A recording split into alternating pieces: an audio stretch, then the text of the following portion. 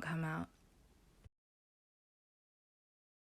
I pull up where you eat and sleep. Window open? Actually, no, because the sound's from outside. Yeah, it's calm. Actually, no, why not, man? Because special mics and that, you know what I'm saying? They pick up. These are big boy mics.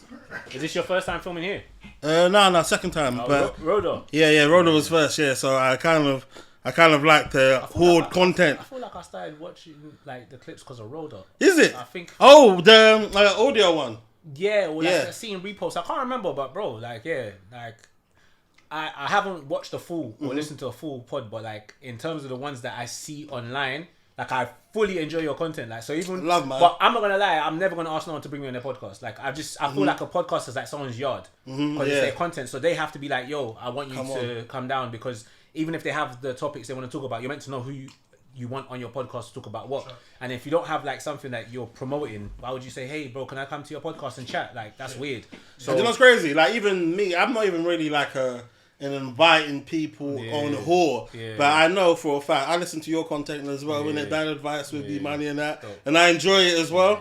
And I feel as though a lot of the times, I feel like we've got views that very much align. Yeah. Most of the time, I feel like in terms of you're a guy that has a lot of, I believe, which it seems extremely difficult. You've got a lot of common sense, isn't it? Yeah, I reckon. Like one, for instance, his gym take. Yeah.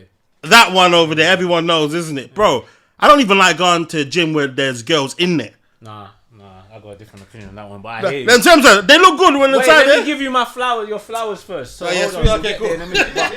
No, seriously, like obviously, I haven't been on a lot of podcasts, but when I've similarly to what you're saying, when I see your content, I'm like, you know what, I could fuck with this because it's carefree, it's real, it's unfiltered, and it's not like you're going out your way to try and be cancelable. You're just keeping it real, and you lot are funny, but even just when whoever you talk about, even when you have certain people on there, I'm like, oh, when you had Amps on here, like I'm like, she don't know she should be a podcaster because the way she speaks, like she's very clear. Have you told her? Well, yeah, Ampoma, you get me? Like she should be a podcaster, like, and she's always done that on Snapchat, like, and she'll talk about stuff that are risque, but she's also so low key. But then she'll post like conversations about sex and stuff like that, and I'm like, bro, why are you not doing it? The whole family's got talent, fam. So she should definitely be a voice, very soothing. Yeah, facts. She got the voice for it. In fact, I told her in terms of once I get my own building as well, that she should just have her own show 100%. When she wants, and she could just speak on it. Yeah. But like I said, in regards to like guests, like in terms of like my mantra currently right now is speaking to extraordinary people in it. So ordinary people in the sense of I feel as though my friends are very, very interesting. Yeah. I feel like every individual has their nice, interesting story. Yeah. So even though you are lit, I didn't decide to speak to you because of your litness, isn't it? I ain't lit. What are you talking about, man? Do you know one time on back chat, do you know what's crazy? Because when you went on back chat, I knew who you was before you went on back chat. Yeah, back in the day. So I remember one time, but sometimes it's easy to forget that all the shit that you've done before, and then we'll go through that. Yeah, you went on back chat, and then certain times I remember there was one clip where they was trying to speak to you like you were anybody, innit? I was popping before all of you. You see? And I was when you said that in my little on my little laptop, I was like, yes, let these people know that B Moni was already popping. Yeah. So what I like to do as well is when I have guests on, explain to you how I knew you, innit? Yeah. So I knew a young B Moni. Yeah. B Moni must have been, you're 32 now, you said 32, 33. Yeah. Cool. So B Moni must have been probably about like 17 years old when I see B Moni. And basically, Sunday show had been going on for a bit now. Yeah. And I think Mo the Comedian must have been one of the hosts before you. Yeah, yeah. And then basically, as far as I'm concerned, you start hosting Sunday show near enough weekly. Co-hosting, because Mo was still the main, but I did the game. But you were there, innit? Yeah. So in terms of you were there a week in, week out. And I'm like, okay, cool. Yeah. So then you were a full-fledged comedian. Yeah. And then I see you on YouTube channels, and then you're rapping. I'm like, oh, right. Yeah. Bear in mind, in terms of the rapping that you were doing, in terms, because me, myself, I consider myself, well, back in the day anyway, I consider myself a lyricist. Yeah. I'm hearing the guy, and I'm like, the guy's not shit. Yeah. But do you know what was difficult? It was difficult because you were a comedian. Yeah. So it was hard. And the rap you were doing real rap. Yeah, you weren't comedy. You weren't so it was, so I feel so that was the disconnect. What do you see yourself as now? an entertainer. That's why even back then, like my Twitter handle was B Moni ENT. Go find my old tweets and try to cancel me. But yeah, like it was like B Moni. I always call my even on Facebook was B Moni Entertainer because I feel like my thing is words. I'm good with words and entertaining. So whether that's poetry, writing an article, rapping, or doing stand-up comedy, I have the gift of the gab. Unfortunately, that's what my thing is. So I don't pigeonhole myself. And even back then, like people were like, "Oh, do funny rap." I'm like, no, rap is music. It's another way for me to express myself. And being funny and just busting jokes, that's just that. But when I want to rap, for some reason there's two things I rap about. I rap about girls, I rap about the struggle, like or just like where my mind is mentally. Do you get? So like I couldn't make a funny rap. If I tried I probably could, but that's not my thing. I've never thought, oh, like, how can I rhyme a joke? It's like music I like to talk about. I like, you know, R&B. If I could sing, I would have sang. But I like R&B. You tried singing on one of your songs. Yeah, you know, no auto-tune. A little bit of melody, like, yeah. I like to rap about girls, all that stuff, and then life. Obviously not hood, but like just, bro, them Sunday show times you were seeing me, I was in a hostel. I was taking the little £60 that I was getting from co-hosting, and I was going to buy a Q. Or I'll do 2 weeks, get a Z, and then I'll use it. So I was reading up, I was living in a hostel. That's what I was using my Sunday show money for. Well, sorry, if you don't mind me asking, how did you end up in the hostel? I left home when I was 17. A week after my 17th birthday, I moved out. Because me and my mum my best friend got murdered when I was 16. And then, so obviously the year that man turned 17, I was 16. My boy died March 14th. How did he die? 07, got stabbed.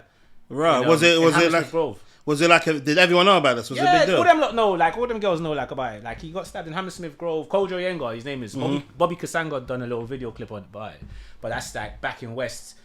Yeah, all that little gang shit going on. Oh, so he wasn't a member, but like the people that did it were part of a certain batch that were popular in West at the time, innit? And it's just one of them things where like the history is like they wanted him and one of my other brethren in it because how our batch was West, Northwest, a bunch of us who went to school, but we were in a gang. Like we used to call ourselves like Royal Flush, RFL, but like we were just a batch of. If it was today, we'd be like a collective, like KSI and them. Man, do you know what I mean, it's just a bunch of youth stuff from the ends. But girls, you know, like a girl will never say bring your whole gang to the party, but she's like, yo, bring all your boys because we was just lit. We used to have fun. We like to dance with like girls, and then obviously people were like trying to copy these big number gangs from South, and you know, like these certain crews had like 100 man. Yeah, so in West they were trying to start their own thing and recruit West, Bush, Acton, everything in it. So like my boy, one of my boys, Maney, he lived in White City. Kojo lived in Grove, but them man they carried themselves well at the time. They weren't bad youths, but they carried themselves well enough for someone to say, I want you on my team. Confident. Yeah. Were they tall? Big in size, stature? Kojo's Congolese. Okay, yeah, so... Maney's Nigerian, but he's short, stocky. Carried himself well, though. Do you know what I'm saying? He's not a mug. Like, that's my point. So, like, them man there, when they're recruiting the number, smash recruiting it. So, like, you know, you should be with us. Oh, you don't want to be with us. Like, them man come to school the next day. Oh, these men are saying we should join them. Should we join them? I'm like, no, that's not what we do. But it's a thing where it's like, roll with us or get rolled over. Basically. How people are recruiting and making gangs based on that is beyond me, bro. Yeah. But it wasn't even like the 30 members of that institution that done it. It's like the youngers are trying to get stripes. And then a passer started, it's mad like... Did the person that did it, did he get caught? So I think about 4 or 5 of them went to prison. 2 got... Joint enterprise was popping at the time, so 2 of them got... It was popping. Like the police were trying to reinforce it, but trying to use facts. it. I even remember the period you're talking about. So like 2 of them got murder, and the rest got like GBH or something like that, because they didn't know who the actual killer was. So no one said. None of them told who they... I don't know. Honestly, I don't know the ins and outs of the court case. I just remember 2 of them got M, and 2 of them got like 3 of them got like manslaughter and whatever, 10 years or something, and then 10 years for the manslaughter or the murder? 10 years for the manslaughter and the murder. I don't remember, they got like, they're probably all out, bro. I can't lie to you, they're probably all out right now. I don't know. But you know what's mad? Yeah, do you know what's mad? If you really want to know the funny thing about that story, or not funny thing, is like I told him that summer I was like, one of us ain't gonna live to see summer. Why would you say that? Because I just had I had a feeling, I had a premonition. I was like, and he wasn't even hot like that at the time. It was just like, I was like, bro, I have this feeling. Out of me and you, one of us ain't gonna live to see. Yeah, I was like, out of me and you, one of us ain't gonna live to see. What made you think that? Bro, I had intuition like that. It sounds mad, but that's how my mum says that to me, man. In my life, in my life, I've had certain situations or certain times, and I've said something shouldn't happen or something should happen, and lo and behold, people never listen to me, and it's I told you so. But I said to him, there's two things I said to him. I said, one of us ain't gonna live to see summer, and the other thing I said to him was, that girl's gonna be the death of you. Who stabbed him? Her ex. Yeah. Well, that's one of the two people that went down for the M, and her ex was part of that crew. You get, and I'm like, why are you going out with this girl knowing full well that them man there, it's like it's the link between. Wait, so how influential do you reckon it was, that girl? Not in terms of like her setting them up. But the relationship, of course. How pivotal do you reckon the ex that still was? liked her, rare. So in some capacity, he died over a girl. In some capacity. Because all the little GM stuff was not, the gang shit weren't deep. Like, man didn't really have no conflict with them. It's just like, they're a big gang, and there's certain man they think they could pick on, and you're not going to. And it's dangerous as well. Yeah. Even no matter what level of badness you're on, if there's 100 of you, it's dangerous because someone wants to, you know what I'm saying, build their way up. Like I said, in that crew or whatever you want to call it, the serious older ones were never. They didn't care about us because we're not interfering with whatever the hell you lot got going on. So they didn't bother us. But you know the youngers who know, I've got backup. I can move mad, or I got cousins. I hate those guys. It's always the ones that, those always them kind of use. I hate those guys. The ones with the cousins or the ones with the brothers. Yeah. The man that live off the my older cousin. You know my brother is. You know my cousin is kind of thing. Every beef I've had growing up, or every situation that I've had growing up, every madness has always been. It's never been a serious you. Like maybe they're serious now, so shout out to you, man. Maybe they're mad serious now, but at the time, whenever I had any conflict with anyone who tried it on me. It was a sneaky youth who thought I was an easy target. And then when it didn't work out, you think you're bad. Now I've got trouble with more serious youths because I didn't let the little one try to pick on me. When someone tried to rob me and I didn't have it, now, next time I see them, that's the youth. But it's not, that's the youth that I tried to rob and didn't have it, and I respect him for it. That youth tried to violate. Now these men are like, whoa, bro, what are you saying? Yeah. Nothing. I'm saying I still have my phone. I hate that shit. I remember, you know, it's crazy because even basically at one point, one of my brothers, it kind of takes yourself to kind of gain the mindset of that person to understand what's going on. Because I remember one point, my brother was a guy in Tottenham. Now, my brother being a guy in Tottenham, like, I still love my brother, isn't it? Even though I feel it was my brother Superman, I also don't want to get my brother into problems, isn't it? Yeah. Also, I've got cousins as well. Now, in terms of, I got cousins that may think that I've got status, isn't it? But my vibe is in terms of, to my cousins, okay, you're my cousin. If you get into beef, if I can back you, I'll back you, yeah? But I'm not gonna, for instance, if my little cousin was to go down to fucking Peckham and start some problems there, I'm not riding out for him to go. If I'm with you, I'll back you. I'm not riding out for you, isn't it? So a lot of these guys that have the Killer Man cousin, the Killer Man brother, cool. If it's brother, maybe they might back it. If the relation is not that strong enough, isn't it? Your cousin's not saving you. But sometimes that cousin or brother or relative or friend is a nutter. Yeah. And because they love it, they love it, they live for it. So it's like, I know I've got this weapon of mass destruction around me. I'm lit. I want to use it. Yeah, I got a brethren here from South, from Bricky. Like, I got a brethren from South here. These older brothers are on crud. But you would never know it from this brother. He's not a monk, but he carries himself with poise, and it's just him.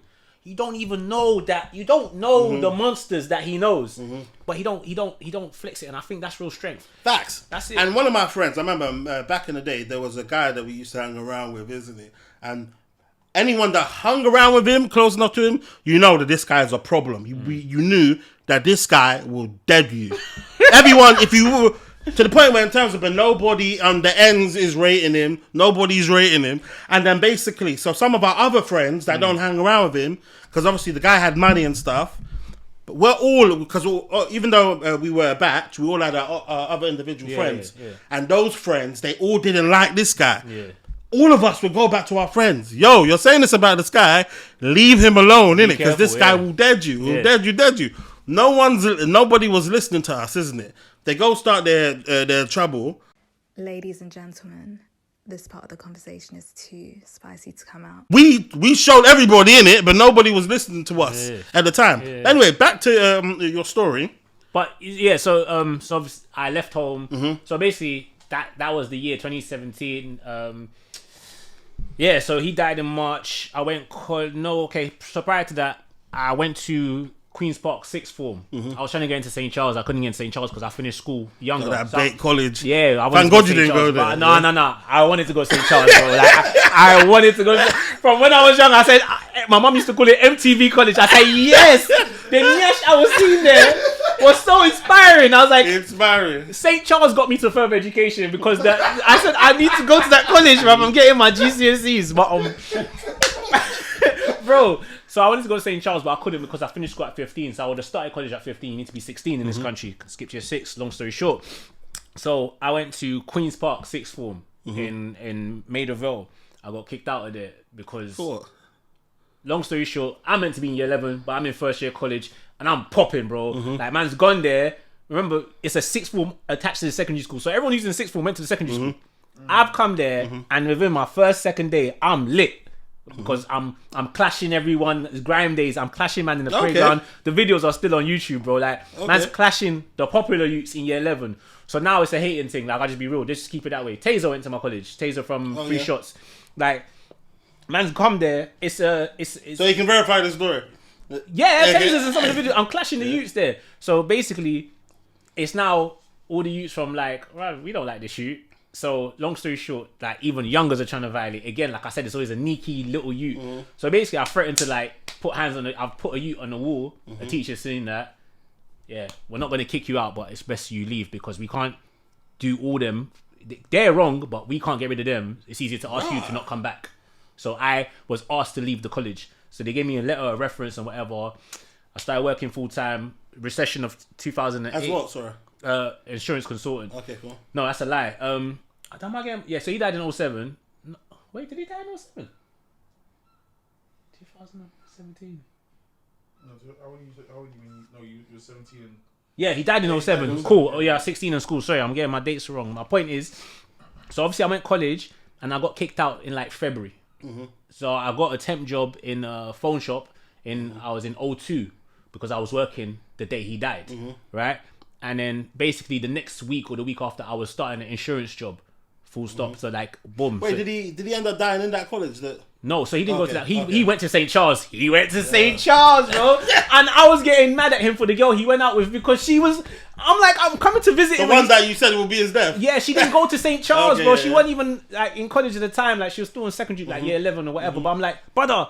Look at what's in your college. Look, and I know 3 of the girls that's on you in this college. And look at what you're dealing with, bruv. Like, St. Charles! Yeah. That's St. Charles. St. Charles, bro. Anyway, boom.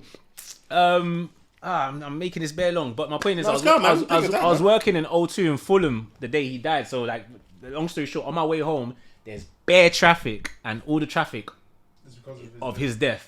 And you didn't know? No, I didn't know. So someone's belling me, screaming like, "Yo, Kojo's dead! Kojo's dead!"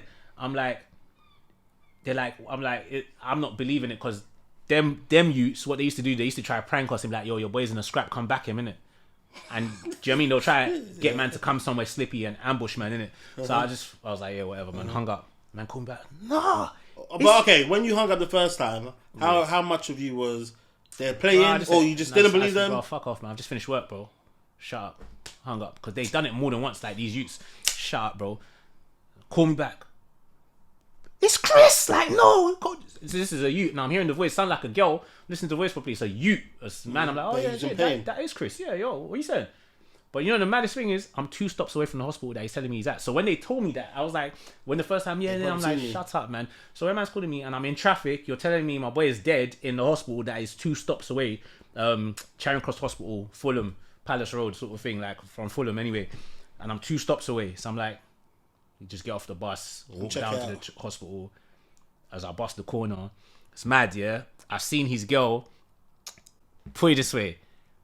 Obviously, you're young. We used to help each other outside. That time, we all had plans to get stab-proof vests off eBay. Like, that, because it was on tops, bro. Like, you got beef with these, yeah.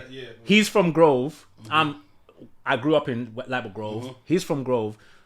So the Grove youths are moving a bit weird as well. Some of the Grove youths are moving weird with us because our batch is Grove, Bush, but Grove and Bush have smoke. Yeah. So we've got friends from Bush, Grove. It be like that, man. Yeah, everywhere. So sorry, I'm long enough the story. No, it's fine. No. But we got friends from all over, innit? But so sometimes this person has a problem with this person. These people have a problem with. So our Bush brethren, he's got problems with White City people and go. Do you get? So yeah, it was like come and get stab proof vest, and cool. Anyway, that how sad is that? So man's giving him scraps, giving him peas like towards his one, like we'll help everyone buy one, innit? So we've given him peas towards his one, brother. This fucking guy went and bought his girl trainers. You remember them Nike trainers that used to have the Velcro, the free straps when we was like 16, the free strap one. They looked like Stan Smith, but there was Nike's one. So boom. Those dead trainers. But they were lit then. I know those as well. I'm just thinking. I remember the H&M hoodie with the stripes. Well, did you get the black and the pink ones? You got the black and the pink joints. White and pink, white and satin. So here's the mad thing, yeah. And I remember him buying something. I wasn't talking to him when he died. I wasn't talking to him for 3 weeks before he died. You got beefing, kind of thing. I was beefing him because of how he was moving. I said, you're moving loose over this girl. You went and bought a trainers. You meant to buy a fucking stab proof. Number one. Number two, get rid of this person, bro. Like, it's bad news. Yeah. Long story short, man, bust the corner of the hospital. Everyone's there. A couple people there. Chris is there. So how you feeling now when you see them? No. Chris is there. Chris is crying. I'm calm, bro. Like, I didn't cry. Dude, I didn't care. Like, not I didn't cry, but it's like, okay, it's real. Cool. It's real that he's dead. Yeah, because I've come there. Chris like, no, he's dead. Like, he died on the way, or he died as soon as he got to hospital. His girl's there. 3 drops of blood on those trainers. She's wearing the trainers he bought her that he was meant to buy a stab-proof vest with. And there's blood in them trainers. I was like... That means you were there. She was there. Oh, no, she was with him when he died. She was with him. Oh. But, boom. Anyway, that's a whole different thing. I'm not saying anything like it. I'm not blaming her. Yeah, she just happened to be, he was with her. Yeah. Boom. So, yeah, that's I worked in O2 at the time. That's just a sidetrack note of the story. When I worked for an insurance company, 2008, there was a recession. I got made redundant. Mm-hmm. So... whilst I was working between that gap, I turned 17 end of September. I left. Me and my mum was having smoke. Like my mum. How much do you reckon the death of your friend played in the smoke between you and your mum? My mum is a Nigerian mum. I have mad strict mum. So as a growing young man who was a good youth, at some point it's like, bro, I feel like a prisoner. Like, you're just moving mad. Like, I'm doing everything right. I was paying my mum's mortgage when I was 17, bro. Like, I was giving my mum, like, I didn't care about nothing. I'll pay for school, like, pay for my clothes for work, and I didn't care about drip. I was stylish enough. I didn't care about drip. I had my Aquamaster. I had my silver chain with CZ. I'm good. I got my moped. I'm lit. Do you get me? Bro, that is quite lit. My mum had my little sister. Yeah. Aqua watch, little chain. Moped, okay. Aquamaster, got my earrings, got my chain. CZ, fat chain as well. Like, I'm nice. You get? So I don't care about fashion, cool pattern. My mum's just had my little sister. I'll pay the mortgage at 17, bro. But my mum's still on this, be home by 9. I'm like, fam, like, you're... Don't say, huh? Yeah. His boy just got stabbed. No. Yeah. She was on that from before that. I know what he's feeling. I know what he's saying, bro. I'm relating what he's saying. I'm seeing my dad right now. And then she's just moving mad strict. And then the week I left, she was like, I'm doing extra shifts on Saturday because you get paid extra. And then I'm not cleaning the yard on Saturdays now because I'm working. All right, well, basically, like, don't go to work on Saturdays no more because you're not cleaning the yard. I'm like, huh? I went to work, bro. Because she threatened me with it. So I was like, fam. Anyway, long story short, I had enough. She always predicted that I'll move out at 18, at 17, bro. One day I just gone and bought black bin bags. I attempted to leave home at 15 as well, just so you know. So this was like, did you know how to leave home? What does that mean? No, in terms of like how does a 17-year-old just not come home to the house no more? Brother. Like, did you have the plan that you were going to be in hospital? No. So I didn't even know about the hostels thing. Yeah, that's what I'm saying. My thing is, I work. I was trying to I was like, I'm going to leave, going to stay with one of my brothers for a little while. I'm going to save up, I'm going to get a yard. I'm working full time, I'm going to get a studio flat. Done. I'm paying attention to studio flats, how much they cost. I'm like, I could do that. That's light. Okay, cool. It's not light, but I can do it at the time. So, but man's not getting it. You need a guarantor, rare. So anyway, my thing is, I'm just going to leave, go to my brother's yard, save up, get a yard. Done. Anyway, on the night now, I've come home, put all my clothes in bin bags, tried to have a conversation with my mum. I'm like, yo, let me go stay with my friend for a few weeks or a few months. Just let's see if we can you're not going anywhere. I used to call her Hitler. Like, you're not oh, this guy, you call my dad Hitler. Yeah. I was like, she's a dictator, bro. Like, me and my mum's lit. We had on the phone for 2 hours yesterday. But at the time, I'm like, fam, you're such a dictator. You're not going anywhere. If you leave this house, don't come back. I was like, I thought you'd say that. Here's your keys. Done. That dipped. When I was 15 and I tried to leave the house, she said, I'm not bad mouthing my mum. I'm just being real with you lot. I tried to. He loves his mum. Yeah, he said it. I'm just telling you, this is what happened, innit? When I was trying to bust out of 15, I was like, I tried to leave the yard in like year 10 or whatever it is. And she was like, cool. If you're going to leave the house, make sure you leave everything I gave you, including the clothes that you're wearing. I left the yard in my boxers and socks that day. You left your house in the boxers and I ran down the road to my boys' yard. They gave me jeans, a t-shirt, and some kicks. And I ended up in South. I was in Northwest at the time. I ended up in South. How'd you get back home after that? I didn't. I stayed. I left. How long? I was leaving the yard. So basically, for summer, man left. So you went how many months on end without... Gone, bro. Like, and then I ended up staying with my boy, Kojo, who died. So I was in his house in Grove, like, that summer. It was cool. Did he live with his parents? Yeah, he lived with his mum. But, what that's my bedroom since I was, like, nursery. So your mums were probably in communication? Yeah, so, like, a mum probably spoke to her, okay. yeah. So they left me there. Good friends, man. Yeah. You get, and then in summer, because I left our old school in it, and then because I couldn't go back to our old school, because I couldn't go back to the school I was at because of how long my commute. Yeah, how long my running away was. I had to now go back to my old school with Kojo. Do you get and everyone else? So I was back with the man them. I lived in Grove at the time. Then I moved to Neasden, Cricklewood, and changed schools. I'm telling you, bear of a long story. I'm so sorry. No, it's calm, man. Trust me, man. It's beautiful. So basically, where was I? What was I? About work. So me and my mum beefing anyway. So at 17, I moved out. So I just moved out, went to stay with my boy Mani, who was the other you that I said was a short, stocky one from. But these times, Kojo's dead. Their families had to relocate as well because he was attacked as well. They caught him slipping in Bush Market. Well, after the fact? It's like everything was just happening at the same time. Yeah. So I can't remember if his attack was before or after. It might have been... Hopefully it was before, bro. I think it was after.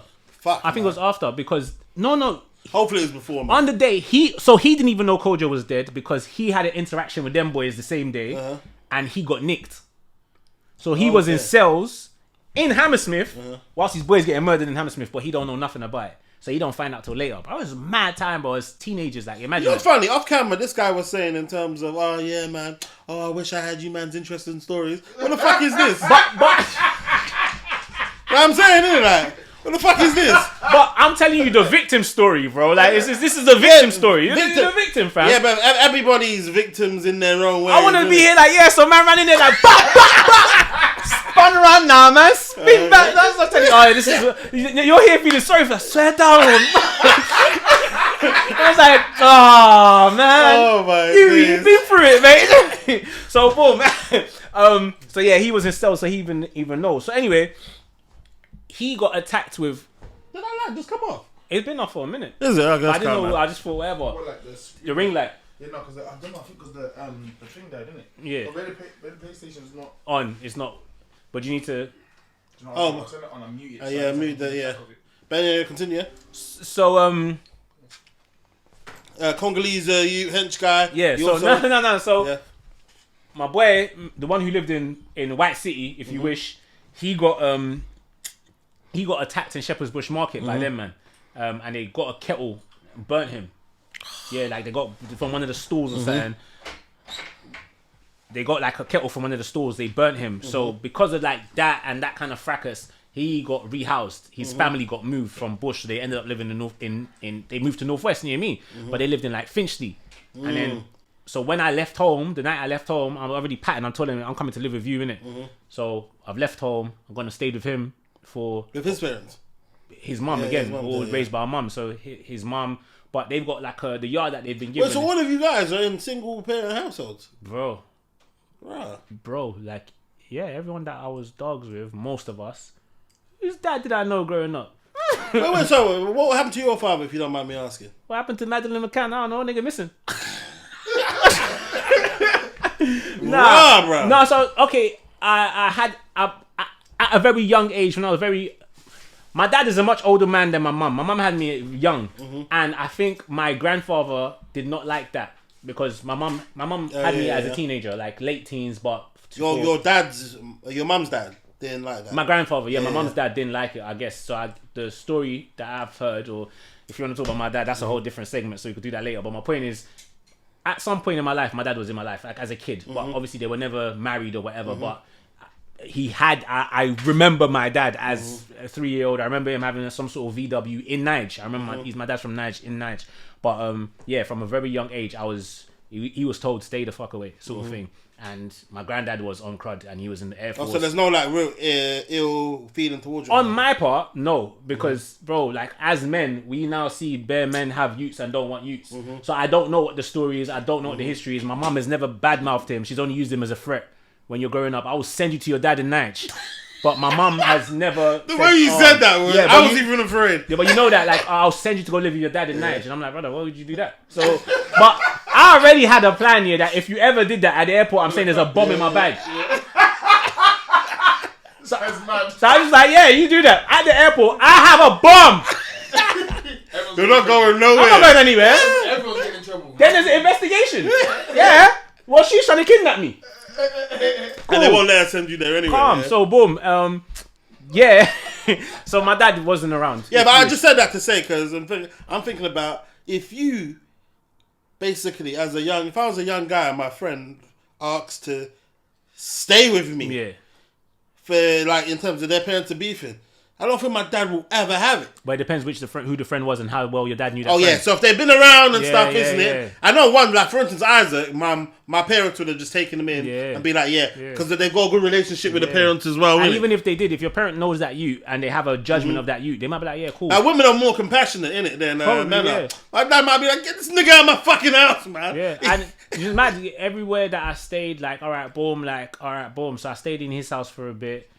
I stayed in his house for a bit. My mum wasn't having it. Found out where I was, sort of thing. Somehow they found his mum's number. Got his mum's number. They're harassing. My mum's getting her sisters, my aunties, my uncles to call and kind of like this woman, like, because bring my child home. She's trying to. No. I'm paying his mum rent because I've never been a scam. She's never forced it on me. But I'm like, if I'm gonna live in your house and you're feeding me as well, you're just giving me a I said, can I give you like 2 bills or something a month? She don't want my money. But I'm like, I'm giving you money. I'm not. It makes you feel better as well. How you gonna be walking around doing a wee and a shit? Yeah. The house, I'm in your yard with your 3 children and you're feeding me sometimes. You're feeding me all the time. My boy's sister's cooking for me. When people treat you so good, you feel guilty just for being inside of the place. I didn't leave this situation to now someone else to come and start talking to me anyhow. Like, so boom, man, staying there. Like, I was only there for a short period, but I do remember like contributing. And I don't know how my mum found that out. So my boy's mum is like studying for nursing or whatever. So like my mum and her siblings are harassing this woman, saying, "Oh yeah, like you're a whore. You're collecting money from a teenager." Whore, bro. Like Nigerians, innit? Like they're smoking her. They don't even know the correct word. No. My mum's English, but they pepper. You know women, bro. So they're trying to pepper her to like get him rid out. of you. The plan is kick me out. I will come home. You don't know me, fam. You know me because I'm your child, but you don't know me. I was never coming home, bro. Like, so, anyway, his mum's like, yo, I'm not going to lie, this is a bit long now. And so I'm like, calm. Bounced. Me and my little Nike duffel bag, different yards, like different people's yards. Man's one girl that man used to link when I was young. Her mum's let me come and spend a couple nights there. Then, boom, I'll go to work. Someone else's yard for a little bit. And then Kojo's mum, who obviously Kojo died, his mum moved. So she lived in Grove. She now moved to Maida Vale, like just near Mozart kind of thing, innit? So she moved there, and she's like, "I'm lonely. Like, come and stay with me, innit? Because you're my son's best friend. Like, it's like I'll have my son." Wow. So she had to move by. Did you have no siblings or anything? He had an older brother, much older brother who lives in France. So like, and yeah, it wasn't the same. Sorry to say something. Do you know what this sounds like? I was listening to online church yesterday. I didn't go to church yesterday, but I watched a sermon. You go to church? I mean, I never knew that. I never knew you were a Christian. Anyway, continue. And it's obviously being a good Easter Saturday, whatever it is today. When Jesus was on the cross, I believe it's Peter. I don't want to say the wrong thing. He saw when he sighted his mum in the crowd. Obviously, when he's on the cross, before he said, "Oh Father, they don't forgive them for they don't know what they've done." He's also said to his mother, and I believe it's Peter, one of the closest disciple. Take your son, take your mum. Like, you know what I'm saying? Like, you lot be companion because you're going to be lonely. Yeah. So when he's like, she just said, I'm lonely. Yeah. That's what came to That's mind. deep, man. That's mad. Yeah, that's what it gave me a quick shiver there. Biblical. Come on. Come on. Man. But yeah, so she's like, come stay with her. Bro, man's been telling the story for a long time. Are you sure? No, yeah, this is calm, man. Don't trust me, man. Yeah, fuck it. Yeah. So boom, like man's gone to. I've moved in with her. So I moved in with her. She got 2 bed. I've taken 1 room. So basically, that was like, I want to say start of 2008, and then the recession of 2008 happened late 2000. Well, it happened through 2008. I was working in an insurance company at the time. And but I started to feel like I was back home because now I have a mum who's lost a son. I thought I've left home and got my freedom, but you got another mother. I got another mother. Are you coming home late? She's saying, "What time is this?" Don't come home late. Don't do this. Don't do that. I'm like, fam, I just left this. I don't want to have this, especially with you. Do you know what I mean? Because it's gonna. But she's saying it because she's lost. She just lost a son as well, so of course she's gonna feel some sort of way. But bro, man's trying to. It's a mad thing. So anyway, at some point we're having conflicts, but not a mad way. Just kind of like. Alright, cool. So boom, them times there, man's gone Westminster Council, tried to do the hostel thing. I'm redundant now, whatever. Somehow, some way, man got a hostel in Central, Berwick Street and all of that. Cool, man's in the hostel. In the process of getting the hostel, my mom's still beefing me. My mom's still trying to get back in it. Still trying to get her get back in it. Trying to make me come back in it. So I'm going to the hostel basically as I'm turning 18. So remember, this is a year after I've moved out. Yeah, I'm now turning 18. But under 18, you're a priority when it comes to housing and stuff. Once you're over 18, you're not a priority. Also, so my birthday happened during that process of me trying to get the hostel. And they have to check with your home to say, like, what's the situation? Were you kicked out? Are you da-da-da? My mum said he is voluntarily homeless. If they say that you are voluntarily homeless, it means you have a home to go to. So we don't need to give you a hostel and da-da-da. Kicked out. So kicked out the hostel, turned 18, no longer a priority. Had to reapply for the hostel situation. There's one thing in Charing Cross, actual Charing Cross Central, It's like, it's a homeless thing. Like they go there every morning. Like these are dogs. You know them homeless man with pigeon shit on them and like they line. I'm not even trying to smoke them, but I'm saying, you know, like a real homeless looking brother. Like I know what you're talking about. They line. Man said pigeon shit. They. But I'm trying to like just paint the picture of like. I got the picture as soon as you said it. I know exactly what you're talking about. God forgive me. I didn't mean it in a bad way. But like where they line up, man's lining up with them, bro. Because I have to have this meeting. How does that feel? Bro, mad. Like, it is what it is. Yeah, but... Maybe that's where your humility comes from. But I've been like this, bro. I was the only child. I lived in Niger by myself. Like, I never always... Do you know what I mean? Like, I don't know who I am. I am who I am. From young, what do you want for your birthday? Nothing. I'm cool. I understood I had a single mum. I also had a family in Niger with a big yard. So I've seen everything. But I've always been big on not being a snob and da-da-da. Like, I always hated youths that were snobs. Like, you know what I mean? So this is just who I am. Anyway, through that process, man, managed to get back in the hostel situation, innit? So, boom, 18, hostel. Now put myself in college. Got into St. Charles! You got into St. Charles? Yeah, but 2 years late, but man landed, blood. Yeah. Man's in St. Charles. Again, it's lit, bruv. Again, like my old college, man's lit again. Rapping, rare, girls, everything. So, during this period where you got to St. Charles, isn't it? Yeah. Because obviously, you mentioned that you were inside of a hostel during your Sunday show runs. Cool. How on earth does one get at the comedy in it? Cool. So now I'm 18, but before turning 18, summer of being 17, I went to Malia. Cool. Went to Malia. That's not even relevant. Why am I saying this bit? Oh, it is relevant. I went to Malia. Bam. One girl that I met in Malia was telling me about a show she went to. So this is now 2018. I'm in the hostel. Sorry, pass the yak as well, please. I was going to say the same thing, dog. Wait, 2018 or 2008? 2008. Stop saying that. Oh wait. On TikTok, when they were trying to rinse me, I was like, yeah, you not mad? No. 03 was 13. Is that Mixer? It's cool. Yeah, is that open? No, it's not open. Send that. So you got to finish yours and yeah, don't watch that, man. You know me, I'll nice you, man. I still got some. Sure, okay, cool. No. There's coke here if you want, man. Yeah, it's calm, don't watch that. Coke as a mixer, you know. Well, I avoid it. Someone brought it and it's not I avoid it. You want to toast as well? Might as well, man. I'm drinking water, bro. I'm drinking. This guy, man, trying No, to be healthy. DR, anyway, cool. So, boom, we're in Malia now. Yeah, so not in Malia. I went to Malia. Like, forget Malia. Okay, cool. I went to Malia. And then it's back to 08. Went Mali 07, 08, I'm in the hostel now. I'm talking to a chick that man met in Mali, innit? And then she showed me about something called LOL show. LOL was a comedy show around Northwest London, Mr. C and them, man.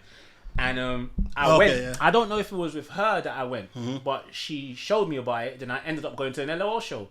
These times, I'm 18, so man's gone to LOL show, and then I've watched the show, and I'm like, I've gone up to the man who's the main guy, Mr. C. I'm like, brother, I could do this. I've never done comedy. Have people been telling you were funny before this? All my life, yeah, you're funny. I was the funny, loud. I was the banter. Do you get? Like that's why man used to chat with me because I was always showing teeth. Do you get? So I hate when niggas do that, man. Even from then, but you know the hood, like you're not meant to smile. Yeah. If you they see you smiling and they think then they'll just get a rude awakening. Yeah. You not smiling. I just talk, dimples come out. Problem. I can't think I'm a mug. Then it's just a complete. I said he's pretty loud. Yeah, bro. Man, I'm gay, you know what? You got dimples, yeah? I'm onto you, blood. Like, you got dimples, blood. Yeah, man.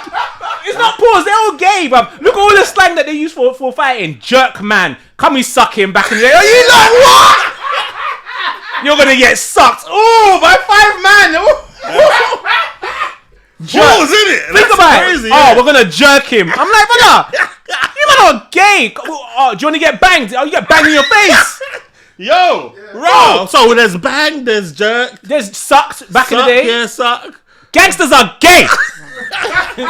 Gang banging is gay, fam. Everything they say. And to be fair, to be honest, I agree. Gang banging is gay. Tell a man you're gonna poke him up. Focusing on another man. Bro, you go to a party, yeah. Oh, I'm on him. Another one, I'm on him. We'll use that one. I'm on him, innit? And plus, the end of it is prison, so a bunch of men for the rest of your life. Bro, deeply, you go to a party and there's girls, but the man them are focused on the other guys. Yeah, I'm always saying, bro, there's girls here, bro. If you have beef, you shouldn't even be at parties. No, forget beef. It's the man them who troublemakers who don't. You know, there's this people's like, oh, can we just lock it off? We're just gonna lock off this party. Just for the sake of it. The man who just go to the party, stand on the back of the wall. Yeah, they might have beef, but the person that they're beefing at this party is not the person they had. None of my friends are allowed to do that. I was at a party one time. Yeah. Side note, I was at a party with my boy one time. We're teenagers. My boy is tired. He's leaning against the wall with his eyes closed. A man from across the room said, "What are you looking at, bro?" We didn't leave the yacht. He woke up. He's like, huh? We're in South Kilburn. 2 man up. But the girl was my ex at the time. I've been everywhere, bro. The girls SK were there. 2 man up. Brother, the guy's sleeping. Like, he's leaning on the wall, closed eyes. Man's on the other side of the wall. He's got his glasses on. But I know the youth. The youth's like, I've seen the way he's looking at him already. I'm like, yeah. Because the party's boring. When the party's boring, it's long, fam. It's about to get. It's some. There's gonna be excitement. Man says, "What are you looking at, bro?" I've watched everything. I said, "Brother, he's sleeping. His eyes are closed. What are you talking about?" I'm telling him about. I'm like, "Bro, but you know the guy."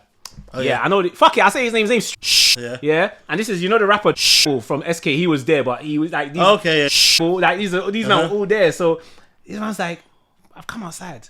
They're on now. Everyone's excited. You lot come outside. I'm like, bro, you lot allow it. But what are we doing right now? Like, but we're kids, and I'm like, well, what are we doing? What is this? Man, didn't go outside. We didn't go outside. We stayed there. We stayed there till the sun rose, and then we went home. But yeah. Oh, they left. Yeah. Of course, we played the way. Smart boy. Bro. You know, sometimes pride would be like, oh, fuck it, let me go outside, man. For what? For you to come into a kebab? Hey, birthday girl, do I have to leave? I'm here. Close the door. And then she kicks you out. She's complicit. Yeah. You still got snacks? Okay, let's chill. Anyway. Oh my days. So long story short, I went LOL show.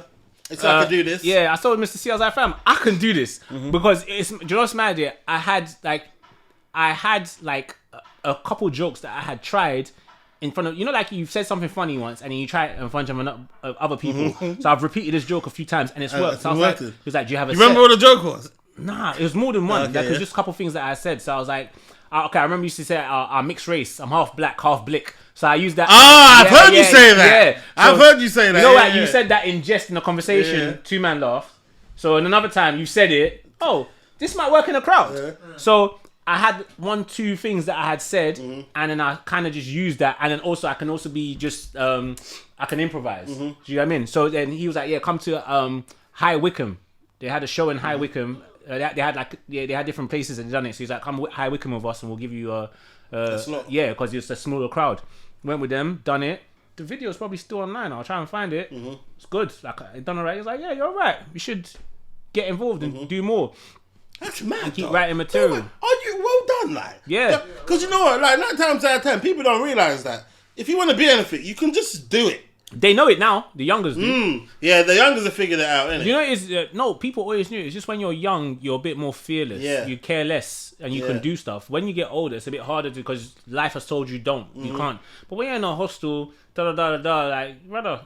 Yeah, do you reckon that's where the fearlessness came from? Nah, but I was because you were in a queue with fucking Birdman. Nah, but I was already the chatty youth. Like I liked being an entertainer. But in primary school, I used to jump on the bench and sing songs from Top of the Pops to the girls.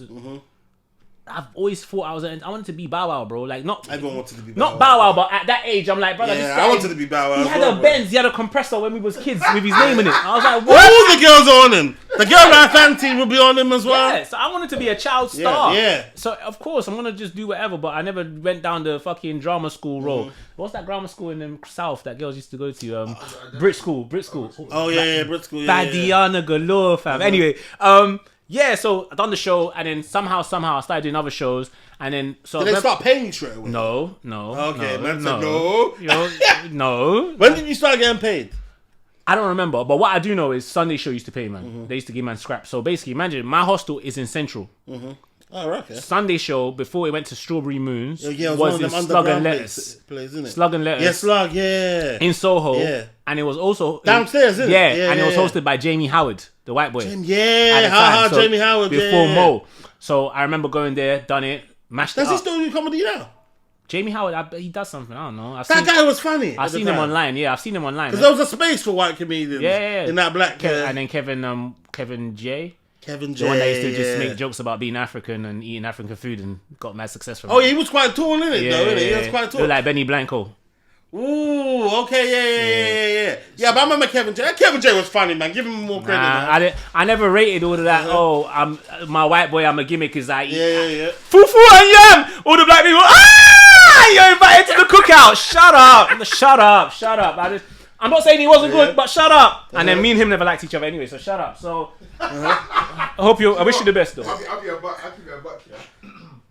Not to interrupt. But watching you on Backchat, for example, yeah, and obviously seeing you about, remember like we spoke before, I've seen you places. We just never spoke. Yeah. Because I just keep myself like me, I don't want to punch no one in the face. That's just me being honest. I don't want to disrespect me, especially if I want to be respectful. Of course not. But hearing your story, sometimes you don't like people for no reason because you're probably the exact same person. Like how you're talking, not that I didn't like you because I don't know you. You didn't have an opinion, yeah. But something was probably telling me, I don't think my new man will probably even get along. Yeah. Not knowing, bro, we're probably I would see from hearing what you're doing, we're the same person, bro. Yeah. In terms of drive. In terms of driving, making sure you're going to do what you have to do, like the stubbornness to make sure. Yeah, even that going through the adversity as well, and it's not stopping you. You know what I'm saying? Like, bro, obviously it's been years, condolences on your friend, but to go through something like that, still push through, still end up living with his mum. The stubbornness of not going back home. You see, you that did that. Me, I would never be able to do that. I love living comfy. I could get that. So that's why I understand it and I respect it. You could identify with it. No, I appreciate it. But yeah, bro, fucking. So anyway, so cool. Now you're doing this thing now. For some reason, you've tried to embark on this. You're basically embarking on this comedy journey, innit? Now.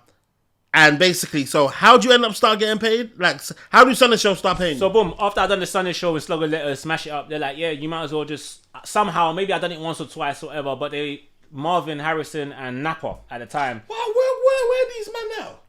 Napa's doing security for big people. And then Marvin has like, I remember he was doing like a black dad podcast and like a black man thing, but he's still, them man are still, they're always in the mix. Like I need to check out for them. And then Marvin used to live with Twin B. At one point, who did music. DJ, yeah, but obviously now he's in music. He's like Warner or something like that, or Universal. But yeah, what? I think it's Def Jam. Yeah, Def Jam. Sorry.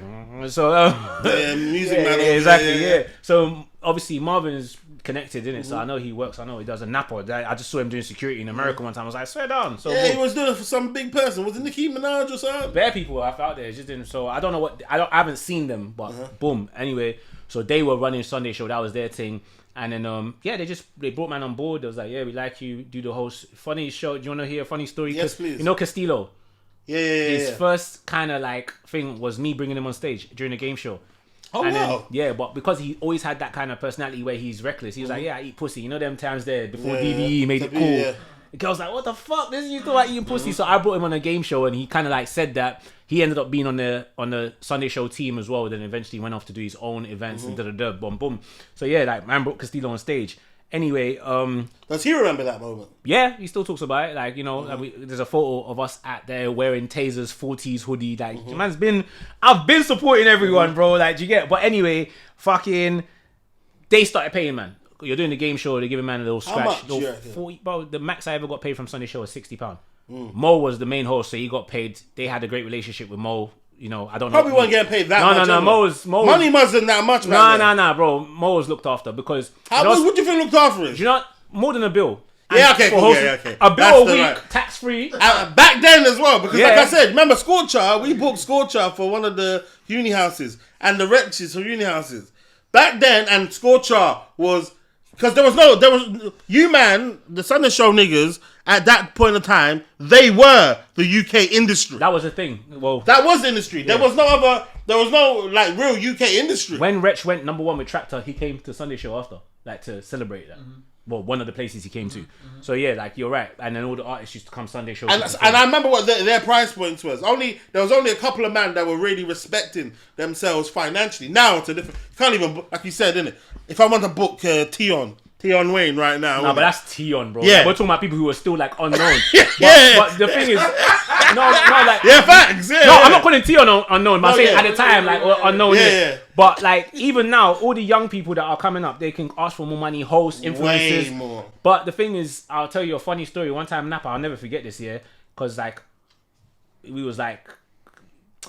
He was trying to sun man, innit? On Twitter well, he one time. Was significantly older than you. No, but he was trying to sun me, bro. Like he was disrespecting man on the internet one time, like on Twitter them times there. Well, how recently are you talking? On 08 times, like he was. Okay, yeah. You know, on Twitter, like people were making jokes, but he's trying to viral, and you know, I probably said something, crack your skull, banter. Yeah. He was like, "Oh, I have to go back to your little hostel." Like, so he knows I live in a hostel, but he's on Twitter. That's not saying nice. something about the hostel, saying something about to a young youth that works with you, saying, "Oh yeah, you wear the same garments all the time." Yeah, I live in a hostel, nigga. The fuck. And then he's like, "What do you say?" He said something like, "Yeah, what man pays you burger change? Like what I pay you is burger change." On God, bro, I will never forget that, bro. Man, 17 in a hostel, 18 in a hostel. You know, I'm surviving, bro. Man, telling you, what I pay you, that's burger money. So I'm telling you, man wasn't paying me as much as they're paying like the rest. But it is what it is. So boom. That's not nice. The game's the game, bro. The game's no, the game. but I'm saying, but you were a child them times as well, bro. No, it doesn't matter if you're a child, bro. Yeah. I'm not gonna lie. I'm a bad dude. You're not really a child. You're in the adult world. Yeah. We used to pay DJs £5. Some DJs go pay £5, and the thing is, the agreement might be to pay them £40. Yeah. But we paid them $5. We'll be like, oh yeah, there's not enough money in the tills, isn't it? But hold that. Back then, I didn't really. Maybe because of the things that I'd been through, I was emotional. When I say emotional, it's like. Did you still go back to work after that? Yeah, of course. Like I'm hustling. Like, well, that's your little joke, and you say, oh yeah, it's a joke. Man's got a picture of Marvin putting his hand on my head like this one time, trying to sun me. I looked at him like, what are you doing, bro? Like, let's take a picture. Hand is on my head from like, swear, alright, boom. But I'm grinding. Like, it's cool. So yeah, man, done that Sunday show. Man started getting paid, and from then, the man started just doing comedy shows, still fucking with Mr. C and LOL. Gone on a tour. There's the next thing called Urban. I can't remember. There's one youth from Brum. He's brought man on, done a uni tour. So all the comedy circuit. No, I can't remember his name. But I done the like the comedy, real deal comedy jam, real deal comedy. Man's doing the tours, all that kind of stuff. So man was just in the industry floating about for a little bit. Then the last thing I ever did was Jump Off in 2012, and that's when I kind of was like. Man's that's when that King's Cross. Yes. That's the first time man's bucked Maya Jama. Like that was her first time like there because their man signed her. Man's met Maya Jama like when a young 17, 18-year-old Maya Jama fresh like coming into the industry like bro like yeah. So like that's the last show I did, and at that point my mind just that was your last comedy show. Pretty much because I just decided that I didn't like my style of comedy. It didn't work here in America. It'll work fine. What do you think your style of comedy was? It was rough and rugged. It was very like if I compare it to music, it's like this. When I said I wanted to be a comedian, yeah, when I decided to do comedy, man did Kojo's comedy show. He used to have it in Central and Oxford Street, Marble Arch, did that as well. But when I started comedy, I wanted to be intelligent, like Chris Rock, Dave Chappelle, even Eddie Murphy, where it's raw, but it's still informative. There's a message there. Yeah, you're talking about real shit, but you're making jokes about it. But I ended up going down the drill lane. Like, imagine a man making conscious music, but it's not really. You want to make conscious music, but the drill thing's working. So back then, like I said, it's like the people say, "Oh, fool," like Eddie Caddy, I fuck with you, showed me nothing but love. But like, it's even that kind of let's laugh at the accent. You get or that's what the comedy was. Let's make jokes about who's ugly, who's buff, all that kind of stuff. That's what it was. So man was like, all right, cool, this is easy for me. I can do that as well, yeah. But at the same time, when man's doing Sunday show, don't get it twisted. I'm paying attention. Mo is so slick. Axel, the comedian, was so slick because their comedy catered to the women. These guys are going on. Yeah, to survive. But at the time, their comedy catered to the women. It made the women feel, oh my god, he's so funny. Me, I'm like, oh yeah, your weave, your this, dark skinned girl, light skinned girl, fat girl. People are rattled. People are laughing. It's working. I'm getting paid. Like black girls are booking me to do this, but at the same time, it's burning a few people in the crowd. You get. So after a while, I was like, I don't even like this side. This is air. Like I'm not on this. So, and I cared more. I was like, I want to make music as well. So. And at the time, you couldn't do two things. You're a comedian though. You shouldn't rap. I want to rap, fam. Like I'm a real nigga. Like imagine one time, like I said, I'm using that money to re-up, bro. Man's going to meet my plug. Man's talking about my plug, but you get man's going to pick up my little Z, innit? My man's, but he's my plug, innit? Man's going to meet the plug. I'm in a bando, and man's saying, you know my man's a comedian, innit? I'm like, brother, this is not the time to be telling people I'm a serious guy, bro. Give me my Z, let me bounce, bro. Man's telling his other brother, this guy's a comedian. I'm like, man, you about to rob me, fam? Laugh, please. So yeah, I just wanted to rap and do my thing. Do you get? So yeah, I got paid from it. I made a little bit of money. I remember buying trainers and buying my first Air Max and all that kind of shit. Yeah. Well, do you reckon you could jump back into it now? 100%. I think I'm still funny. I just have to have the material and more life experience. And I always said that at some point later in my life I would consider it, just so I could. But when I have more life experience, more of a conscious way to deliver stuff. Anyone. Because I would love to work with you in terms of, especially to get you to do some hosting in it. Yeah. I'll host. Hosting easy. You'll just step into that. Yeah. And then maybe, as you host, drop a couple jokes in there. Yeah, that's it. That's what. And obviously I started hosting events, but even that has changed. I hosted a show like just before COVID, like 2020. And I done it, and I'm still raw. Like I'm still gonna banter you, but like the new crowd, the new team, they're soft, bro. Like you can't even say anything. They're soft, bro. We're gonna get into those topics as well. So what you right now? Obviously, like you said, music show love. Yeah. Would you consider comedy a love as well? No, comedy was a hustle, something I could do, and I did it. I never ever in my life said I want to be a comedian. I just, I'm young, I can make £60 doing this. I just have to make jokes and all right, cool, let's do it. So I never set out to be a comedian, but I always wanted to be an entertainer. I don't know what it is, bro, but I can tell you that in my heart of hearts, I believe that my wealth, I do believe I'm going to be wealthy, but I believe it's going to come from me being an entertainer in some capacity. So yeah, I class myself as, right now, I'm a content creator, you know, and then I was on Batchat, I was a panelist, I was on Link Up TV and Bang Radio as a host with Ramel, who was doing the Tuesday Night Link Up, interviewing. So I'm multifaceted. It's just whatever breaks for me, I'm going to use it. And even rap, I never wanted to be like, I never aspired to be Jay-Z. Bro, I don't mind. I think C-Biz had the greatest formula to start trying to drop projects. Singles. If I could just drop singles and get to a point where I've got 5 singles and I can go and perform, I don't need to drop. Why do I need to drop an album? Who's listening to that? Who's remembered the album after 2 weeks? Let me tell you something. You see that C-Biz guy? Yeah. Like me, in terms of, if I was to look at C-Biz, obviously, you know, they compare, put him with Nines, isn't it? Nines is the better rapper for me, innit? Hands down, easily. But let me tell you something. You see, that Game Is Mine? Yeah, I don't think you can't name 10 of those banger in the UK. Bro, man can tour every year, do your 2 songs. Bro, you see, bro, but wait, do you know what I'm saying? I'm not saying he has 2 songs, but if you have 2 singles that are smashes, you go and you perform. Now you're still popping. You said you're from Kilburn sides, isn't it? No, well, Neves and Cricklewood, it's not the same, but yeah, local. But like, you can go and perform a few songs, right? Get money. In this UK, once you've secured a house, once you've got enough money to buy a house, you could work in Tesco, bro.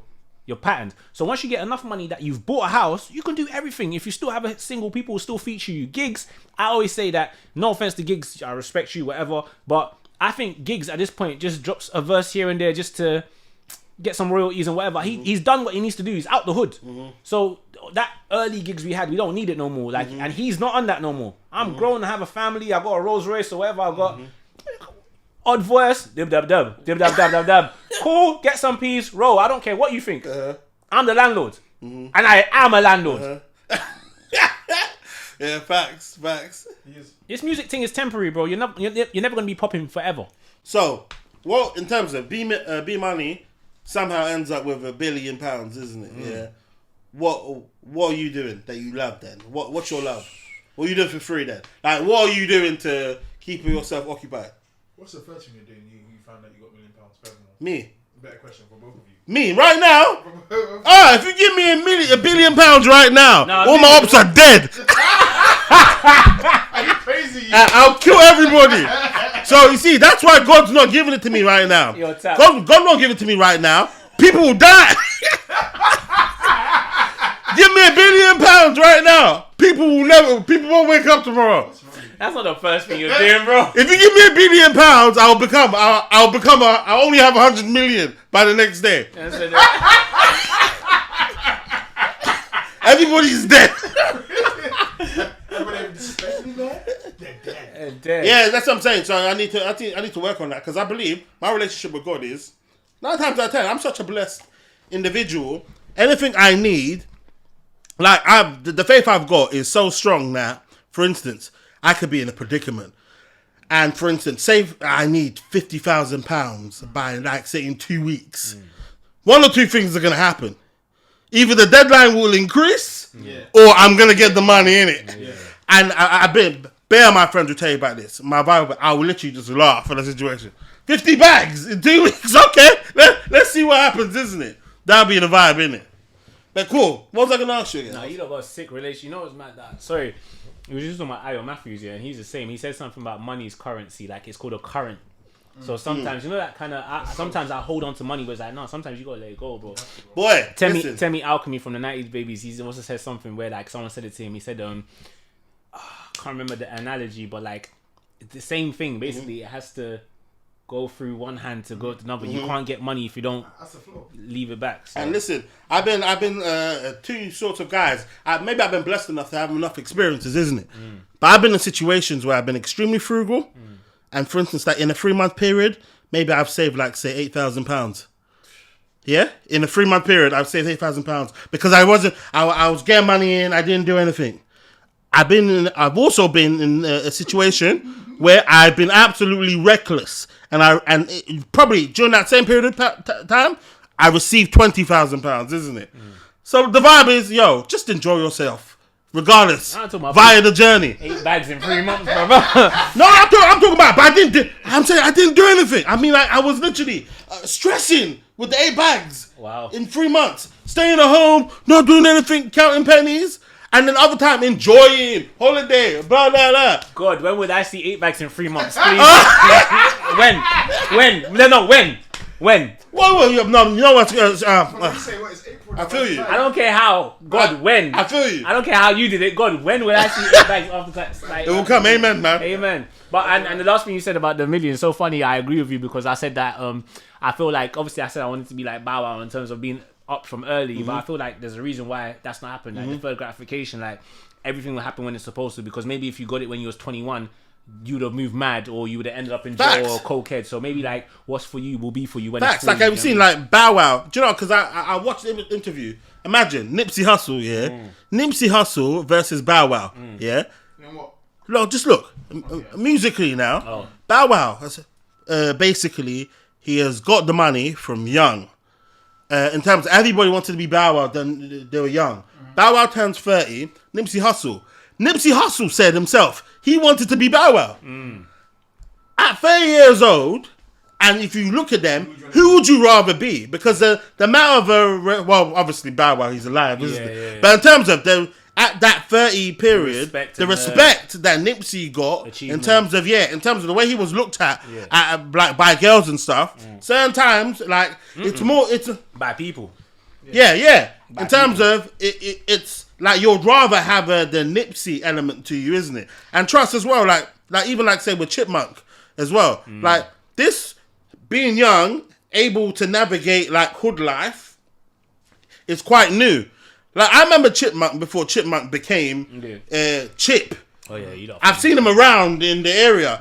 Chipmunk, for instance, if Chipmunk was about today, he'll be doing grease, he'll be doing a drill. But what happened was Chipmunk bus got opportunity before everybody in the ends got opportunity, and then also basically ultimately became a victim as a result of that. Yeah. You can't be doing well and everybody around you is doing terrible. Yeah. And then you get called a sellout. Yeah, but now the new gen somehow have managed to integrate it into the system of, okay, I can do well, but my people around me still respect me. I can still wear this same chain inside of the hood, innit? It's a new phenomenon. There's more opportunity for those other people because just through association, just through the association, just because they're on Instagram, their views are going up, their followers are going up. They can who's that guy with my man? There's youths that roll with Krypton and Conan, that I'm like, why do I know who this youth is? But I know that use Insta. Just because I've seen him in one picture, now I've seen his Insta. Now he's got mad followers. So and there's opportunities that can come with that, yeah. Oh, now this person's your manager. Whereas before it was very industry, is white men ruling. Okay, we'll pick one. Now it's we got our own shit going on. Oh, my boy is my manager. My boy is my this, and the industry's growing, so there's more opportunities. Now, B Moni, as what obviously one of the things that you're kind of known for right now was back chat, and I know the normal back chat process. I know Andy as well, innit? Yeah. I know the normal backtrack process is there seems to be some interview process. What, to get on it? Yeah. You already B Moni. I was already B Moni, and I still had to audition. Okay, but via the normal route? Bro, I auditioned. There was, I don't know if you ever saw the viral moment when there was hundreds of people auditioning for back chat in a little warehouse in Thamesmead. Man went to audition in that fucking Thamesmead warehouse, bro. But did they know you were B Moni though? One person, well, maybe. I mean, like, did the producers and stuff? No, because I don't know that. Them man are from East, so I don't know what their thing was, but I don't think they knew me like that. But like, Ayo said he was there and he recognized me, and then there was one of the ladies behind us. So a couple of people knew who I was, but yeah, at that time I hadn't been doing anything for a while because I started backchat. I want to say 2015, and by then man's not done comedy or done anything since 2012. Times have changed. It's Instagram. No one knows that previous shit that you've done.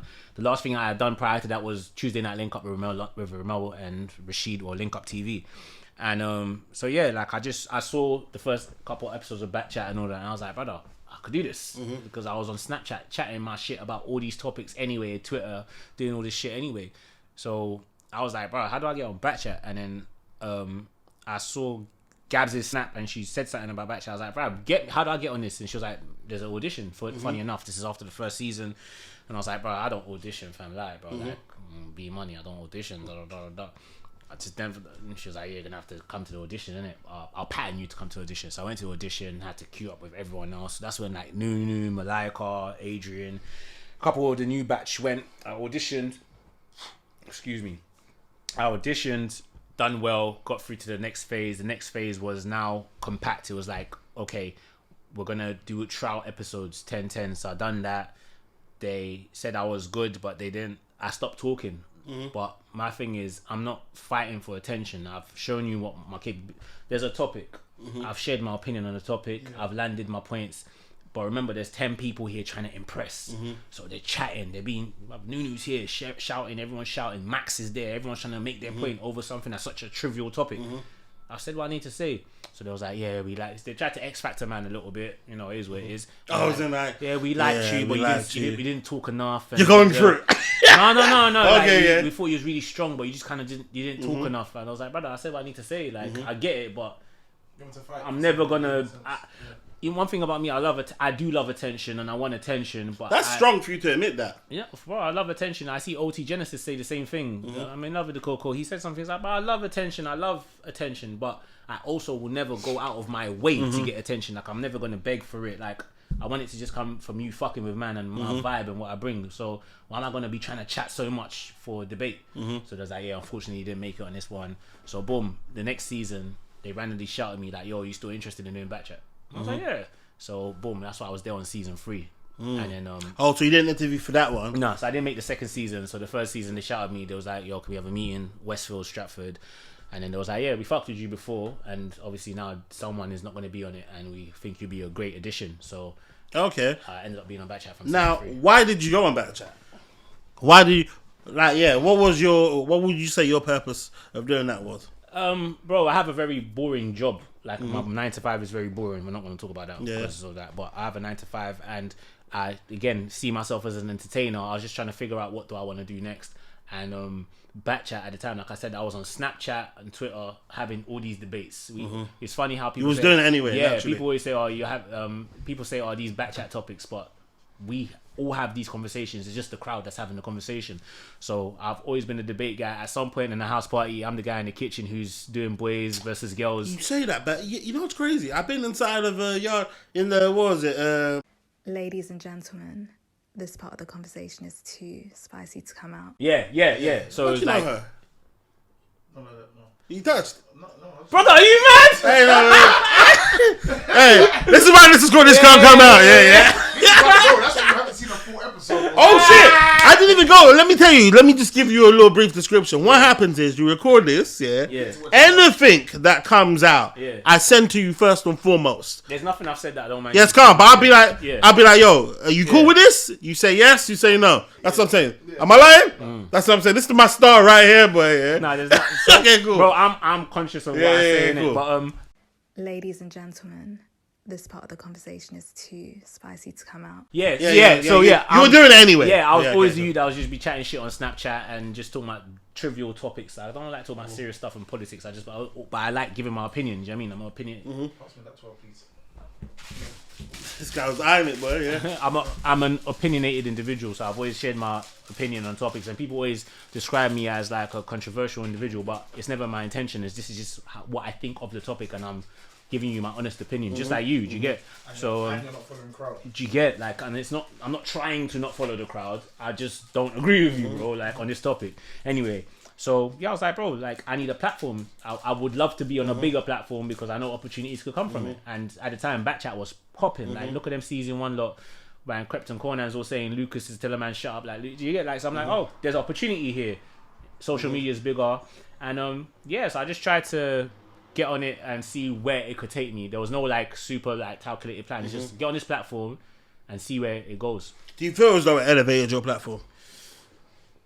Yes and no. So I feel like I feel like that's the perfect answer for you. Yes and no, because like, okay, I've been on Backchat since 2015. Obviously, only for a few years.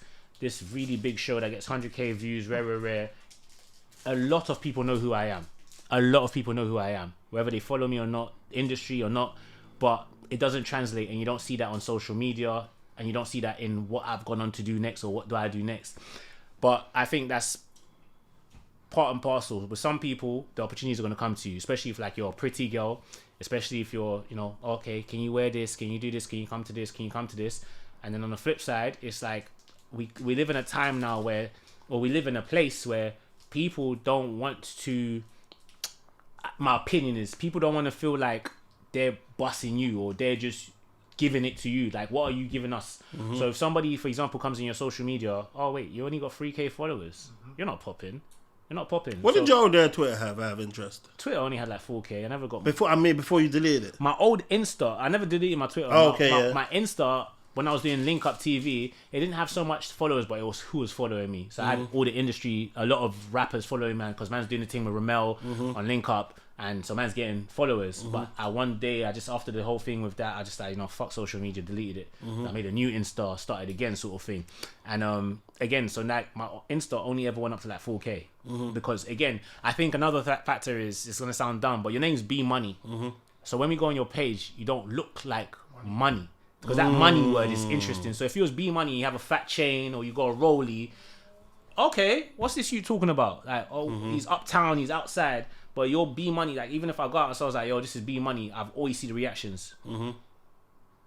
Okay, what's your running? You're better off not being B Money like that. Yeah, like, what's your running? You'll get killed. Yeah.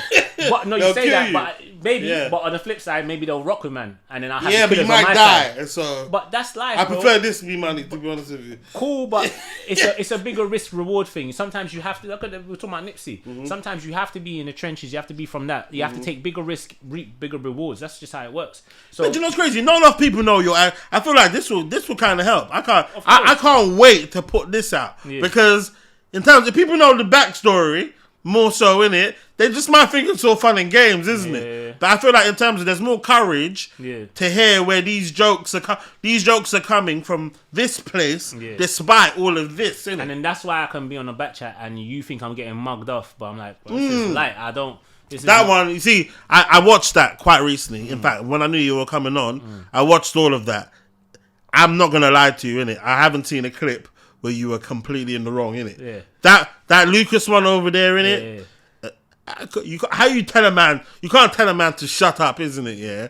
And then basically be surprised when the guy is on a vibe of, yo, no, I'm not gonna shut up, innit? It's not even shut up. It's shut the fuck up. And the man sitting next to you, shut the fuck up. I'm like, bro, I don't do this whole I'm from the hood, but everywhere I lived has been the hood. And I've never experienced that in my life. And you know, I'm not gonna lie to you. Yeah, facts. And you know what? And shout out Lucas. I like. Do you know what's crazy? Yeah. I like Lucas, innit? One thing about Lucas, I feel like Lucas was in a difficult predicament because Lucas in that show, because he's an easy person to not like on that, because obviously when you come across and you're saying you're alpha. Yeah, then that just comes with challenge regardless, isn't it? Mm-hmm. Because you're putting forward that you're alpha.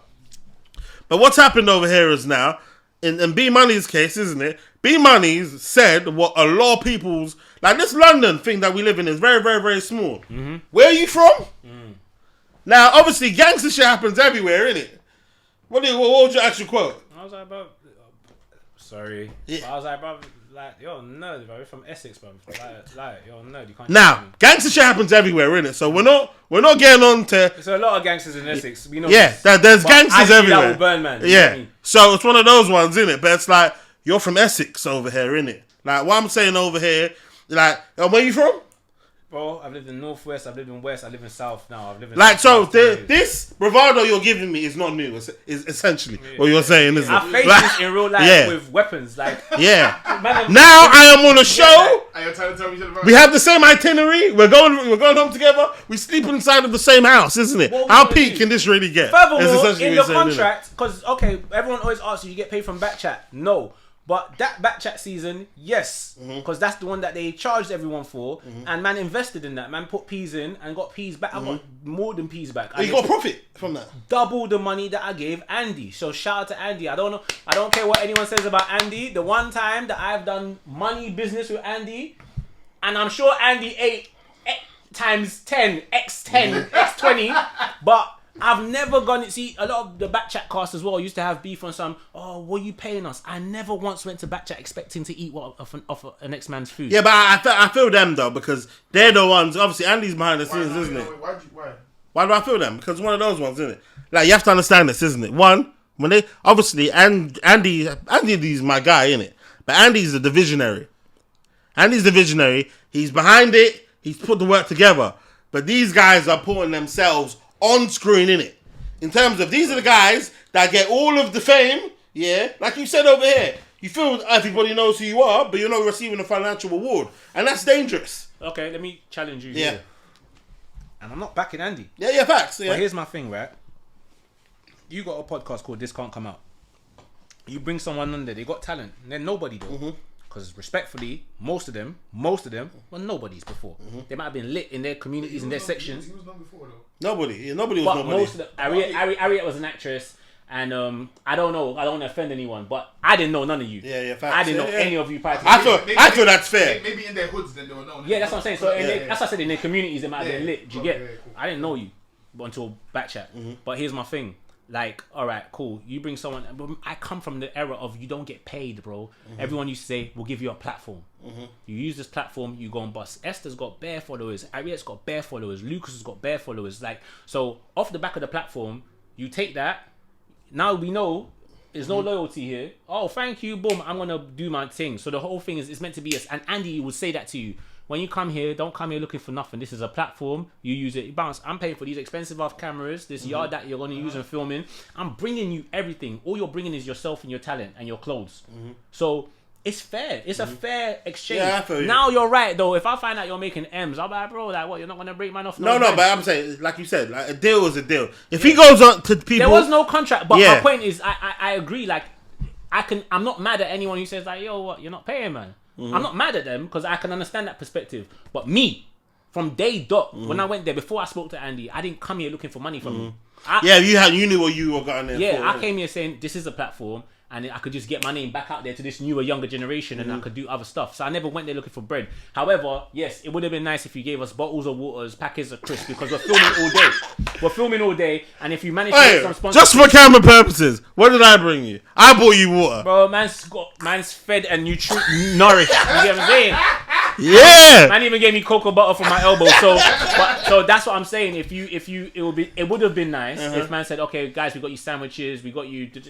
That would have been cool. Yeah. I would have been mad at that all closed because that was expensive. Like imagine you don't want to rip. People are ripping the cost. Like, right, I say you wore them jeans last episode. Nigga, clothes are expensive. You're meant to go shopping for one episode.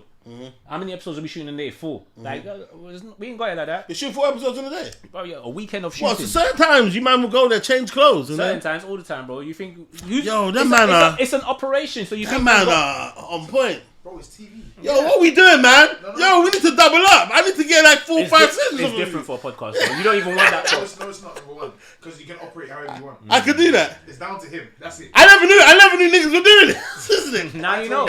I said to you, if you book this place up for all day, you just do your thing. Yeah, facts. Facts. You just change your hoodie. That's what people do. Like, you know, like imagine shooting a season of a show. You don't shoot it every week. You shoot in bulk, you release, and then it gives you time. But with most podcasters, because you want to talk about current affairs. Yeah, plus my mind's a bit more lifestyle, isn't it? Like, I do this because I try to make it as cheap as possible for me. Yeah. Like, just make it run normally with podcast my normal life, isn't it? Podcast now, is expensive. Let me just get some back chat questions off, isn't it? Who are your top 3 like cast members that you would like to sleep with? Yeah, fuck it. When I first went there, bro, Harriet had a hold on me, bro. Like she had and because she was mad cool with man when I got there, bro. Like, bro, beautiful girl. She's maternal as well, isn't it? Like I get this motherly vibe from her. Harriet is lit, fam. One of my cousins is on her. Yeah, he's not wrong. He's right. She looks like that in real life. And you were with her. You sat down with her recently, isn't it? Yeah, she still look good now. Bro, she's a beautiful woman, bro. Like go look at her Insta. She's in Angola right now. But it's mad. It's mad. Them stories. The other day. Who's she with? By herself? Family. Is she single? She's from Angola. I don't know her current relationship status. You didn't ask her? You were with her recently, man? Nah, because obviously man works with her now. Okay, so a professional vibe. But I've always had a thing for Harriet, an appreciation. But now that I know her, it's like, okay, it's okay, cool. Camp. So gorgeous. Who's number 2 and who's number 3? It was Chioma. Woo! This guy right now, your list is similar to my list, isn't it? But Harriet, when I first did back chat, yeah, like bro, you see like Chioma, like when man look in her, like, and on top of that, so yeah, you're buff, but you fuck with me. At the time, like they fucked with man. Oh, the last episode I saw of you two, she wasn't fucking with you. Chioma's Nigerian. You know Nigerian girls. She said she was hurt because you didn't take your phone away. She was chatting, bro. She was chatting, but like me and Chioma, like when we got on, because from when I first got there till whilst I was there, like everyone still tried to do like I'm a star.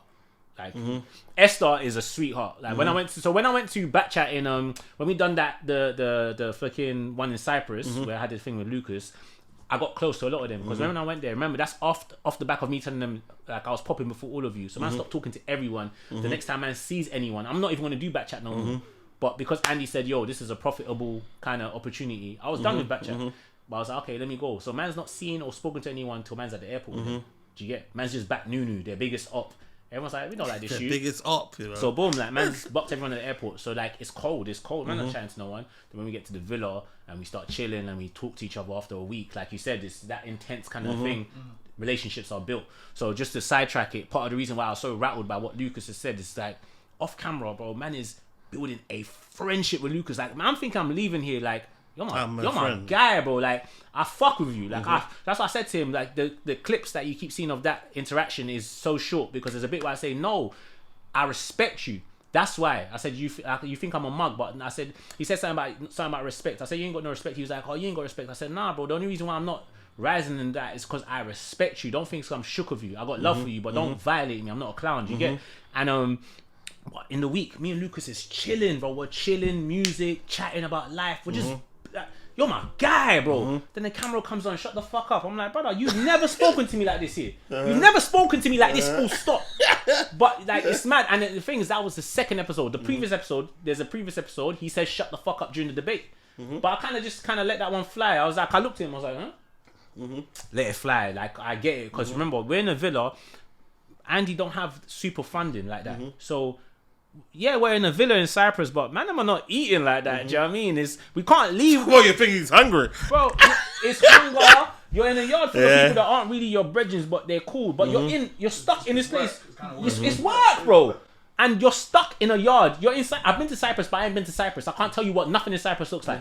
I got there at night. We got put in a villa. I never left the villa until it was time to fly back to London. Yeah. And I'm stuck with these youths. Shout out Andy, man. That nigga's a grinder, though. You're with Nunu. You're with Adrian. You're with, like, no offense. You're with, I'm sharing, you know what's romantic? I'm sharing a bed with Mark Cuban. Oh, not a bed. Wallahi, bro. Not a bed. I'll take you that sometimes. A bed. Bro, sometimes I'm sleeping in the front room. Sometimes I'll let him sleep for a bit. Then hours later, I'll now come to the bed because I'm not really trying to share the bed with man. Like I don't.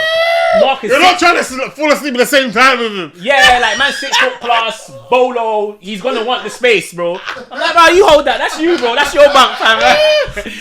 Yeah. So people don't understand this. Like sometimes they're going shopping, but they're not calculating for the whole batch. Everyone has different dietary needs, man. Wait, is the camera still on? Yeah. That one's still on. Let me check that one. Okay, it looks like this one is still on as well. Hold on 1 second. Yeah, it looks like it's still on. Oh, yeah, check please. Yo, because I need that. That one over there. He Marcus Bowler. We got it. We got it. Oh, that's hilarious, yeah. Yeah, like, bro, like, man's bolo. So sometimes, and then they don't want us to sleep in the front room. Like, they want us to sleep in the room so they can get, like, the reality TV. Well, not really, because they're not filming nothing, but, like, they want us, they want us to just stay in the room. But I'm like... Basically, they're training them as it would, like, it's a show. Yeah. That's what it is. It's a show, man. It's a show, bro. Like, Big Brother, even though we don't have the night mode camera and, you know what I mean? So... Bro, shit was intense. So, man's having a mental breakdown. I wasn't on holiday. Like, I was getting mad frustrated being there at times as well. And I understand, so... Did you bring your own bread, though? I had bread, but what are you going to spend... Yeah, so sometimes I'm like, yo, get me a liquor, get me a box of cigarettes. Like, but then again, at the time. Okay, cool. Yes, bro. You don't look like a smoker, man. I used to smoke weed, everything. But, like, at the time, drink and smoke. And in there, yeah, bro. I'm on video smoking in there. That was stress, bro. I quit smoking before I went there. When I got there, I started smoking again. Oh, wow. So, bro, like... And Lucas is, I guess, at the time, like, because I'm like the funny you, I'm trying to make everyone smile and be happy, but they don't see it that way. Because sometimes when you're that laughy you, someone else says, oh, you're a nerd. It's like... You see, let me just get this on camera. No, let me get you something on camera. Don't do that. No. That's humanity. Let me tell you something. It's everywhere. Let me tell you something, yeah? Yeah. Now, what people need to be like cause I'm such a nice, lovely guy, yeah. Let me tell you something. Do you know I'm actually a problem child? Like in terms of actual problem child, where I was sent to unit. The only reason why they didn't send me to another center was because my grades were good, and they told my parents that I'll mess up this guy's grades. So in terms of, I'm actually. In my heart of hearts, I'm actually a bad you. Yeah. This vibe I've got on me is absolutely worked on. Yeah. So when you're a nice guy, what's that? Yeah. She's too lit. And what, Harriet? Yeah. So this niceness that I've got is actually worked on. Yeah. And there's nothing worse, than being somebody that is actively trying to be a good guy and being a nice guy. Yeah. And then having your niceness used against you, and then you just go mental, and then all of a sudden you've thrown your life away. So it's one of those ones when you're telling me over here you're actively trying to make people's lives feel better. You're being considerate to people's feelings and that, and then what they interpret it as is you're a pussy. Pussy-o. And if pussy-o. That's always been my life, bro. That's as far back as I can remember. That's always been me. But the only problem, which is a saving grace, is I was always conscious of the repercussions of my actions. So like you see, you're smart. No, it's smart. It's smart. Trust me, it's smart because not having repercussions of your actions. You know, for instance, like the certain times when I go off, when I go off, it's because I've decided I don't give a fuck about repercussions, isn't it? You're smart because your vibe is, if I do this to my man, X, Y, Z will happen. But also, it's not in my heart too. I'll be real, because like in school, I always knew that if you throw the first punch and I self-defense miss, I defended myself. It's not about snitching. He tried to punch me. He's bleeding because he tried to punch me. So I was like, if it's self-defense with police, with everyone, it's self-defense. You get. But at the same time, unfortunately, always waiting. Sometimes they say the best form of defense is offense. Attack. Yeah, facts. And unfortunately, because I'm never on the attacking side, I have to deal with the bullshit of trying to defend myself. You know, so it's good and bad. You get. So yeah, they're being older now in terms of that's why energy attracts and stuff, isn't it? Which is why I'm all for giving off positive energy and lovely energy towards people. Because, for instance, the sort of energy that I give off to people now is if someone wants to attack me, they're not going to attack me with knife and gun. You know what I'm saying, innit? At least, yeah. So, in terms of, I'm cool with that. I'm happy with the sort of energy that I give off. But in terms of, if it was to get absolute, this might not even go in, innit? But if it gets absolutely peak, they don't know, they can die. Yeah. But that's with anybody. But that's what I'm trying to say. But for instance, if I was giving off gangster, they'll kill me. Yeah, facts. You know what I'm saying, innit? So boom. So that's the saving grace. That's what you do, innit? At the end of the road, innit? You kill what you can't handle. Yeah. Realistic. I would. For instance, if the worst thing somebody can do to me is make me fair enough that you have to do something mad. That make me fair enough that this guy will kill me. Because the conversation, like for instance, is ladies and gentlemen, this part of the conversation is too spicy to come out. So the energies that we give out, make sure we don't give. That's why I'm happy. I'm happy that, bro, in my lifetime, because we grew up in ends. London is big and small at the same time. Pause. Like why did you pause that? No, it's a pause. You know. Someone on the internet will what? London is big and small at the same time. Okay. Someone might find maybe something. London identifies as male, innit?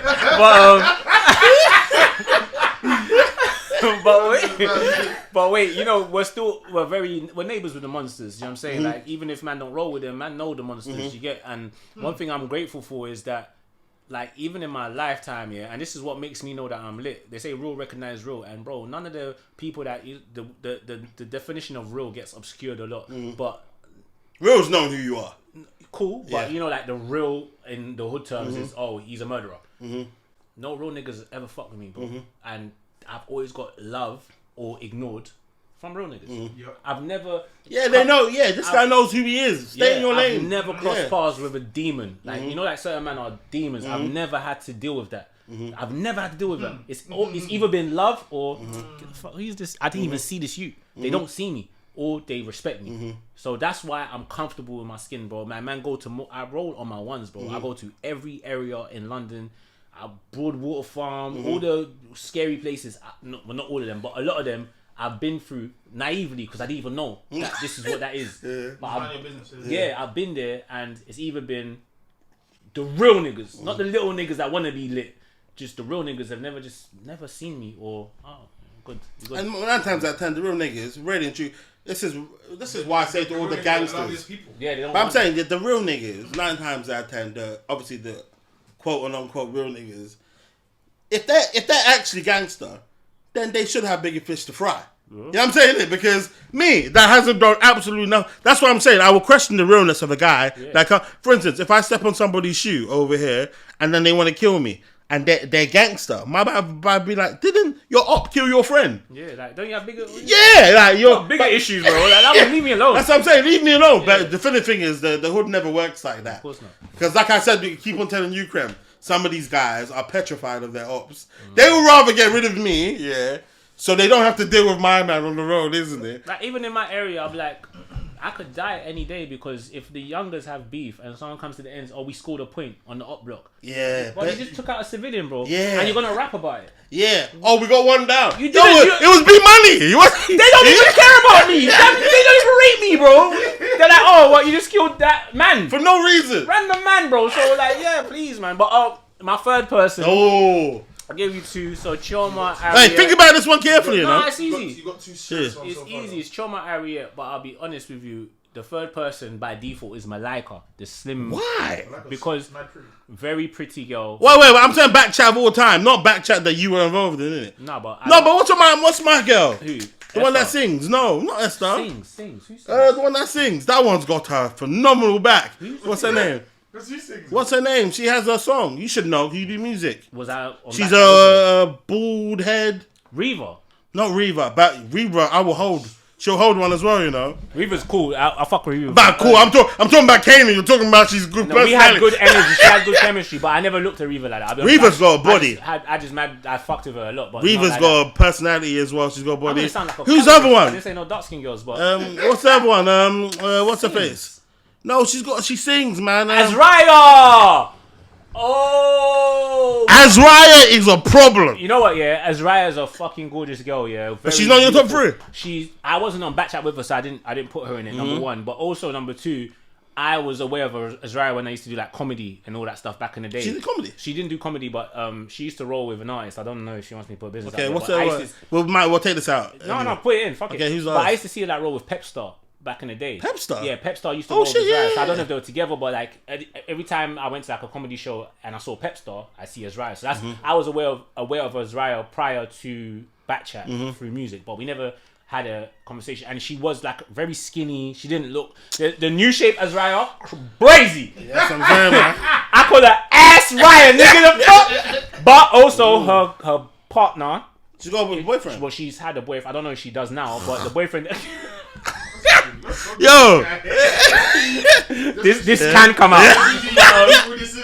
But the boyfriend that she had, I believe, went to my college. So respectfully, I'm not even going to talk about your missus. But Azraya's a gorgeous woman. That's undebatable. Yeah. But at the time when I was on Backchat, she wasn't there. So the girls on Backchat that I was looking at was Ariette,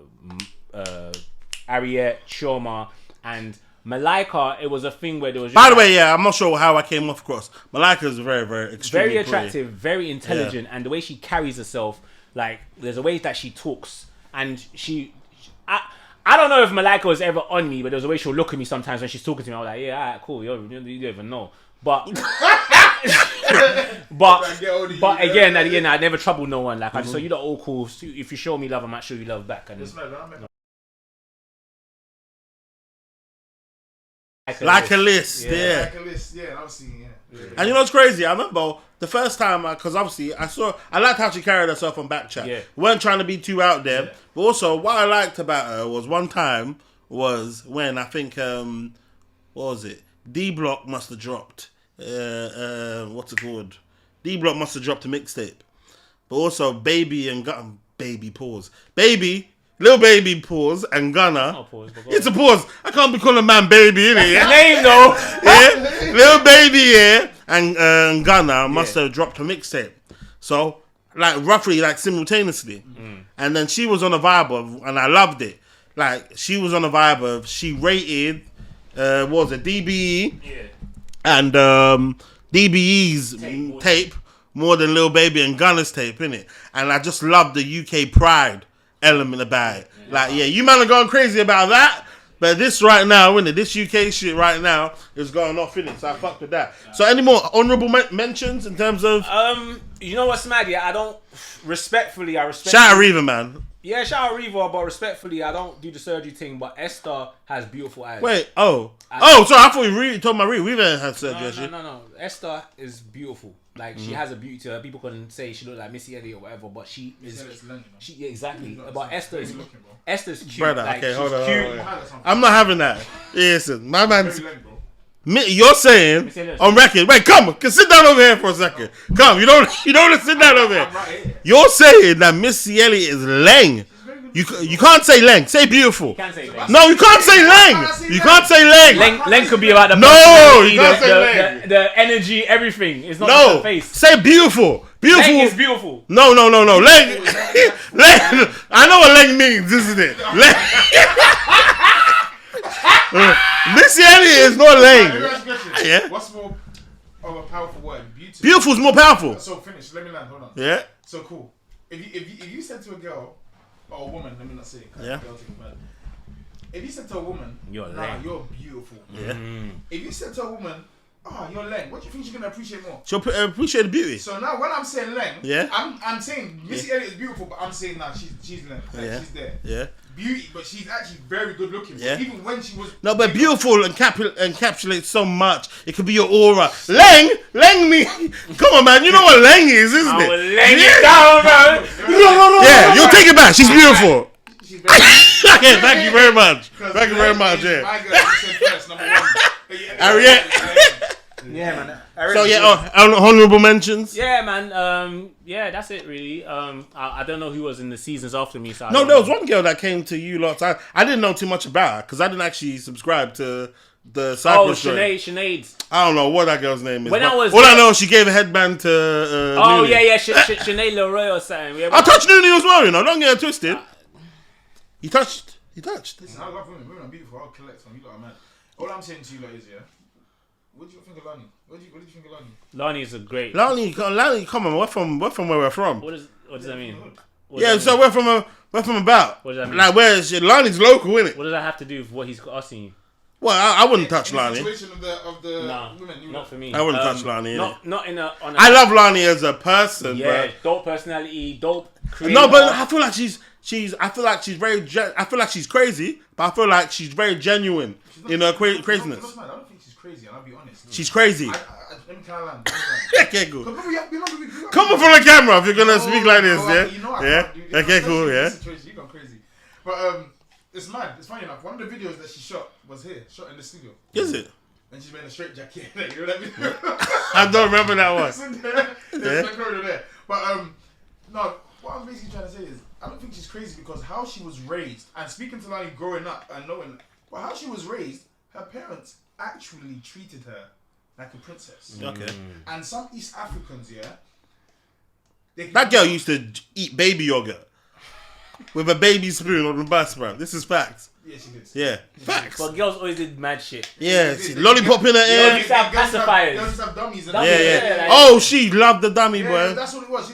But you know, I feel like where she had the culture of the home being spoiled, loved, and where they, I don't want to say they're rich, I didn't know they're rich, but they were very comfortable. Like she could do what she wanted. She had the latest phone. She had, for people in the black community, they would say she was treated like a white girl. You know, privileged. Yeah. That's all it is, bro. And then now she's coming amongst the hood. The hungry niggas. The man that will probably lie. Not that she's not moving mad herself, but man that will probably lie to get posts. Like, you know, all the things that we were talking about, what you sent me the other day. And like, bro, that's all it is with her. And she loves hard. She was sheltered. Yeah. She's loved hard. So when she loves you, I'm saying that's what I appreciate her love, isn't it? I rate Lani as a personality because I always, now she's on TV, she's on Channel 4 right now. Yeah, I see that. Yeah. So I always saw that for Lani. I was like, this girl knows how to break the internet. If Lani decides to go viral, Lani's sort of person, she says, I'm going viral today, she will go viral today. And you have to fucking rate that. She's like 6'9". She's like not obviously not the snitching thing, but she knows how to market and to influence. And then you look at what her real job is, like she's not dumb. So but that's the beauty. What's her real job? She works. She keeps saying it, but she works for like she's a designer. She's like a graphic designer, and she works for like because I remember her little tech folder. Anyway, yeah. She works for one of these designer, one of these fashion brands. I can't remember it's a woman's name, but she works for like some white woman, and she's lit, bro. Like Ann Summers. No, that's the next white woman. She's British. I can't remember her name, but like she's lit. Like it's where girls get like their dresses when it's their birthdays, the expensive ones, I think. Is it Polly? No. I know the I can't remember, but she always talks about it. But one thing, she designs costumes whenever she does a video or whatever. She designs everything she does. She's a lit person. But me, again, I said it's a surgery thing, and I remember seeing Lani on the internet. I don't like surgery, bro. Yeah. I remember seeing Lani on the internet before back in the day. Like she used to pop up on like Facebook and that, and I was like, I used to fancy her before she done surgery. Yeah. I remember I moved to her, but funny enough, I moved to her, got the number, and then basically she left me for Isaac. Yeah, so obviously there's always gonna be a bit of a bitterness there, innit? So I don't know if I come across as bitter, maybe I am, innit? The game's a game, charging, bro. It happens, bro. It happens, isn't it? But yeah. As far as the back chat goes, that's it, man. That's it. Now, in regards to the man them, who did you get on with the most? Who were your top 3 guys there? So season 1, you know what's mad? Ayo Matthews is one of my closest. That's my guy, man. But I was never on back chat with Ayo. Yeah. So I couldn't even tell you how our friendship started, but I remember when he started doing him, Puddy and Koi started doing Timeline, and in my head that's like the realest recollection I have. But Ayo, like you just said, we had like his story of where he's come from and what he got to. I guess that kind of like bonded us. So we're just dogs. That's my guy. When he invited me to his wedding, then he invited me to his wedding in Morocco. So for me, that's like, oh, you fuck with me, bro. Like, if you invite me to your destination, what a good guy, wedding, man. Yeah. So if you invite me to your destination wedding, you know, I tried to. You know what's crazy? I even tried to send him peas, isn't it? I hold it at my man. What's his name? Rubes. Boobs. What's his name? Dubes. Yeah. Yeah, hold it at Dubes, isn't it? Yeah. He hasn't messaged me back. Dubes. Yeah, he hasn't messaged me back. That was good though. You don't need. No, but still, man, I just want to just send him something, innit? It's Ayo, bro. He's not on that. But I'm saying, but I just want to send him something, innit? Just to be like, send him a letter, bro. Yeah. Send him. You know, I want to ask you, why didn't you try to send me P when I was in jail? Why didn't I send you peas? I think I tried. You probably did, to be fair. I think I tried, innit? I think I tried to send you peas, I know at one point that my information wasn't even going up. At least I remember. I was, but I'm not gonna lie. I thought about you a lot while you were in prison, innit? But when in fact, because you know what, we threw an event together like a month before you went inside. Yeah, and then people are telling me George is in pen, innit? So I'm on the vibe of raw, man. Like, boom. So I'm definitely thought about you to send you peas, isn't it? Was you not tight prior to? Yeah. Yeah. You know how we met? No. He tried to move to me. He tried to stick it on you. Yeah, he tried to stick it on me. Him and his guys. Yeah. Gangbanging is gay, isn't it? Tried to move to you. Tried to stick it on you. You say the same thing about girls. Yeah. Stop being gangsters is gay. But don't stop being gay. It's okay to be gay. But stop trying to be gangstering gay. Yeah. Yeah, facts. Or be gay gangsters. Just identify. You know what? Stop wearing bandanas. Wear flags, rainbows, and Rainbow be gay gangsters. Yeah, I know. I'm banging up. But yeah, but then basically because we had got like a mutual cousin as well, innit? Oh, okay. So the vibe was we were just like, you know, and plus we're both sensible human beings, isn't it? At the end of the day. So yeah, then we just kind of like just linked up afterwards, isn't it? That's hard. Like I just like his vibe normally, innit? Enemies to friends, and you know sometimes your best relationships are formed with people you didn't fuck with. 9 times out of 10, that you and the ops, if you knew each other, would like each other. Yeah, that's what I'm saying. So not that B Moni's an ops. Yeah. Like, you know what I'm saying? We just never spoke. I would see him places. My close friend from uni that I told you about earlier, like when I first used to see him around uni, I did not like this guy's face, bro. He reminded me of... on his face. I didn't like his face. I didn't like the way he drove the car. Yeah, you got an annoying face. If I didn't know you, I would hate you, bro. Brother, the guy, but he looked like one of the youths. I just told you a story about my virgin who died. He looked like one of the youths we used to have smoke with. And he used to just roll in his car with his cane rolls, lean back, foot. I was like, you think you're hard, bro. I don't like your face, like. And then, bro, this is my dog. You get me? Like, I don't talk to him all the time, but when I talk, I was like, I love you, bro. Like, I actually love you, bro. That's why sometimes you need to just let children grow up, bro. Yeah. If you've got the opportunity to grow up and grow past it, then that's the best bet. I was going to ask you something. Well, hold on. No, I didn't finish telling you what I'm cool with. So, Ayo is honourable mention, but Gogo... No, correct guy. Gogo is lit. Like, good guy. He's Afrobeat artist, you know? Yeah, exactly. So, he when I said that thing about I was talking before you... Remember how you did Afro Worldwide? He was in a group with Andy and the other guy, AY. Yeah. So, when I said I was popping for you lot, he didn't like that. Because he was like, popping. I was like, I didn't know that. So, yeah, cool. Gogo, legit guy. I fuck with Gogo still. Shit. Omar, my man with the green looks at the time was just sound. He was a sound guy. He was mad safe. For some reason, I didn't like how he was getting on to Adrian. Adrian's not even my guy. Everyone tried to get onto Adrian though. Yeah, but it seemed fashionable to get onto Adrian. Yeah, but I wasn't there at the time when everyone was doing that. I was the prior season. When I got there, I fucked with Adrian, but fuck it. Sorry, this might not come out, but Ladies and gentlemen, this part of the conversation is too spicy to come out. Adrian was a finicky one. I can't lie to you because I was. What does finicky mean? He's finicky. Adrian and Nuno are on the same boat. Yeah, they're polarizing. They're polarizing. But what I also said is that they're the perfect victims. They're the perfect victims because make it easy for people not like them. Because they're fucking troublemakers. But they're great victims. So you don't see what they did. Great victims is a good word. Great victims. You don't know what they did. Yeah. But as soon as you see how people are treating them, you don't know what they did off camera. Yeah. But on camera, the real niggas are like, bro, still fuck you, bro. Like, do you understand? And I was like, oh, you lot are bullying them. It's like, you don't see how... You don't know what they did. Yeah. Or sometimes it's just someone's nature. You're bare loud. All day, I'm shooting for 8 hours, bro. You're loud constantly. So on camera, it's irritation. But you see it as bullying. No, you're irritating. Like, but you're cool. You're a sweetheart. Nuno's a sweetheart. Yeah, that's what Esther kind of wears her sleeve on her face. Her sleeve. Like, if that's the term, innit? Emotions on her sleeve, bro. No, what emotions on her face? But on her face, Yeah. like, you could see, this person's annoying. But obviously, we weren't there throughout the whole time. Yeah. So certain times you look at Esther and you might think, rah. Esther, I've seen Esther in real life. Adrian is mad cool. I'll touch Esther. Great TV stuff. Yeah, I don't chat to Adrian right now, but Adrian is mad cool. Like when you're around him, he's a cool brother. Like, do you know what I mean? But because he's so intelligent, he's an intelligent snob. Yeah, I might be patronizing at times. Very, know, and knows how to use words. And then if you say anything, because of his demeanor. Ladies and gentlemen, this part of the conversation is too spicy to come out. Demeanor, he now makes him look like a victim. But if he was Mandem and he just said, shut up, bruv.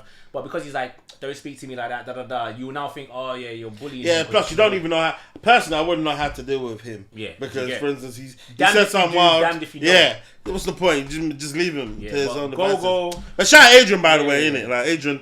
I don't know a minute. Go. Well, man, fuck with most of the them, like, do you mean? But if you talk about, like, just a great bond... Who have you got an actual friendship with right now? I'm still friends with Ayo, of course, that's my guy. I'm still friends with... I'm friends with all of them, like, that I still talk to. Like, I don't...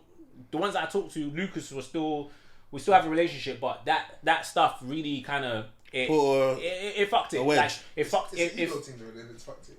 Huh? It fucked it in the sense that it's like, you're not talking like that. It's a Do you know what's crazy? No, we talk. Like, he just come to DR when I was in DR and he was asking me questions and I shouted him, but it fucked it in the sense that... Hey, you pay pussy out there? No, I don't pay pussy anyway. But no, in DR though? No. I've been DR before. I've been DR. If there's a place to pay for pussy, it's there. No, it's not. The girls in DR are not as lit as people make them out to be. What? They're meaty, bro. Then again, I haven't been in a long time. There's nice things out there, but they're not... Then I'm talking the nice ones. Why wouldn't you pay for the nice ones? I'm not paying for anyone. I feel you. Like, this is... We was telling girls out there, you should pay me. Because I'm going to fuck you. You have to say that. I'm going to get waxed. I'm not paying you for sex. Yeah. Do you like me? Let's vibe. But everyone works. But what I think is they're not all prostitutes. I left with the like kind of like conclusion that they're not prostitutes. They're all part-time escorts. Yeah, they're opportunists. You're coming here. You're a foreigner. Okay, pay tax. Oh yeah. Essentially, pay tax. Because you're not from DR. Yeah, you're not from DR, and you want to sample DR. Pay tax. Yeah, and plus it's one that the girl might actually like you. Yeah. But the vibe is, well, people out here are paying. They probably heard all of the stories about paying. I remember in DR there was one girl that tried to ask me for like $1,000 to cane. One girl tried to ask me for $1,000 to cane. US dollars. Yeah, US dollars, isn't it? What, were you caning for the rest of your life? Or... No. You came for the rest of your life? No, she just wanted it there. I don't know. Maybe the girl was nice though. The girl was nice. I didn't see anyone that was worth 200, let alone 1,000, let alone 100. I seen a girl in DR that was probably. The girl was worth probably about 3 bills. I didn't see anybody that made me want to have sex. I'll be real. Like, I see things like that. Didn't make you want to have sex. They touch your thing. But I don't know what's like now. They were grabbing penis out there. But it depends where you went. I don't know where. Punta Cana. Yeah, I was in Punta Cana, but it depends like. You got drinks or something. Drink point. I went drink point. I went Infinity. Drink point. I went Legacy after. I went to the spots. I need to go again soon before I grow out of it. Shout me out. Roll. Why on camera? Pay for my ticket. Huh? This guy said pay for my ticket. This guy. Okay, cool. So, you said, you mentioned the guy. Cool all the guys. Oh, you know what's mad? Andy. I was more cool with the people off camera than the behind the scenes. Zoe is one of the girls behind the scenes. Zoe and what's she like? She's nice. She's cool. She's Ghanaian girl. She's cool. She has a beauty to her. You would appreciate. I like those girls. Yeah. Zoe's mad cool. Andy's mad cool. So if you saw the scene where Chioma was shouting at me, it's because I didn't give Zoe my phone. Yeah. So Zoe's the girl, but me and Zoe. There's one girl. Listen, this is not a coming out because I don't. Ladies and gentlemen, this part of the conversation is too spicy to come out. But yeah, I'm mad tight with Andy. Like even Andy and Justin was in pen. I didn't shout them, but there was only 3 months. So but that's cool. Andy's I have love for Andy, and Andy since Backchat put me on what's it called? Hot Desk. Andy put me on Hot Desk. Andy, whenever there's an opportunity, he rates my thing. Pause. Like he respects me and he likes my contribution. So, bro, part of the reason why I'm here is because for me to be here, you rate something that I've done enough to say, bro, I want you on my platform. Again. Pause. Yeah. So the fact that you've invited me, he said it again, on my platform and again and again. Yeah. But the fact that you've invited me here means that I rate B Money. But I have friends who are podcasters, successful podcasters. I told you I went to college with some of these men. They've never invited me on their show, bro. So but that don't mean they don't rate your team, though.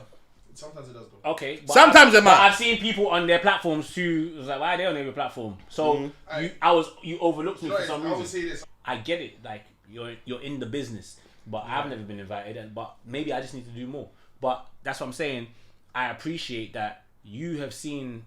I guess now, the other day I was feeling a bit dowy. I was just like, oh, bro, why am I even doing these fucking bad advice videos? Like, what the fuck am I doing this for? This is air. Sometimes you're doing it on TikTok, you're getting 500 views, and then there's someone who's just sitting at home in a bonnet, just chatting shit up.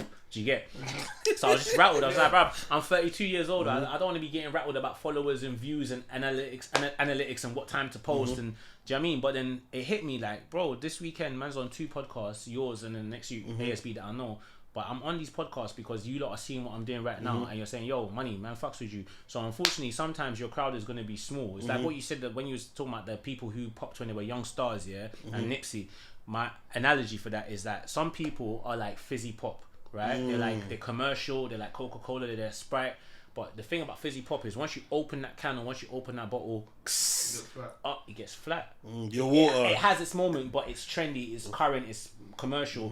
Other people are like wine. You get when and wine is initially squashed and people step on it, it's nothing. But you get put in a cellar, over you get time. put in the dark for years, forgotten about. And more valuable as a result. Once you come out, you're successful, you're valuable, you're classic, you're timeless. So hopefully, inshallah, God willing, man's gonna be a fucking bottle of wine. You get me? Hey man, you are, man. You are. Trust me, man. Do you know what? That needs to get clicked. That analogy. That was dope, innit? And I feel like he described it in just enough time as well. Young 20-second clip. Retention. And also, basically, what I've noticed about you, innit, as well, on your online persona is very, what I'd say, progressive. Now, basically, I've only started doing this. I've been doing this for a long time, but I only started putting it out for like, say, like 3 month period, 3-4 month period.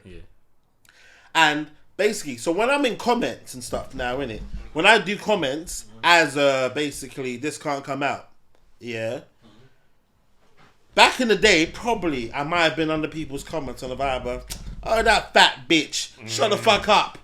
I might have been on a vibe, I might have been more reckless with my commentary. But now that I'm creating content, and I see what people say about me, my understanding's kind of evolved. And I'm like, you know what? I'm not going to put a comment out on somebody that is purposely negative. You're more empathy.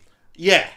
Now, when you speak, being somebody that's been in entertainment since you were about 17, 18 years old, how much of a role do you reckon that's played a part in your progressiveness now, innit? Because what I see from you is, I see someone that I feel as though you're aware that anything you say can be used against you, isn't it? Of course. But I've always known that. Did you get? So like even, alright, cool, when you was younger and you was on Twitter, but basically we come from a different generation in the sense that what is insensitive now was normal then. So when people talk about colorism, when people talk about certain things and certain jokes we made in our bro, we come from a generation where it was not okay, but saying a gay person was a FAG was normal. It was in music. It was in music. Do you get? Like in commercial songs, they were saying certain things. So we come from a more insensitive generation. But as we grow, And then certain things, whether it's work or stuff, we're a bit more cautious, we're a bit more empathetic because we understand, okay, cool, we learn. No one was against learning. It was just the norm. So when we have these conversations about colorism, I'm like, bro, I'm from Nigeria. You keep banging about colorism. When I was in Nigeria as a kid, y'all black like charcoal. No one said it was hate. We never saw it as self-hate. It was you're bantering someone. You're black as shit. You're black as fuck, bro. It's just normal banter.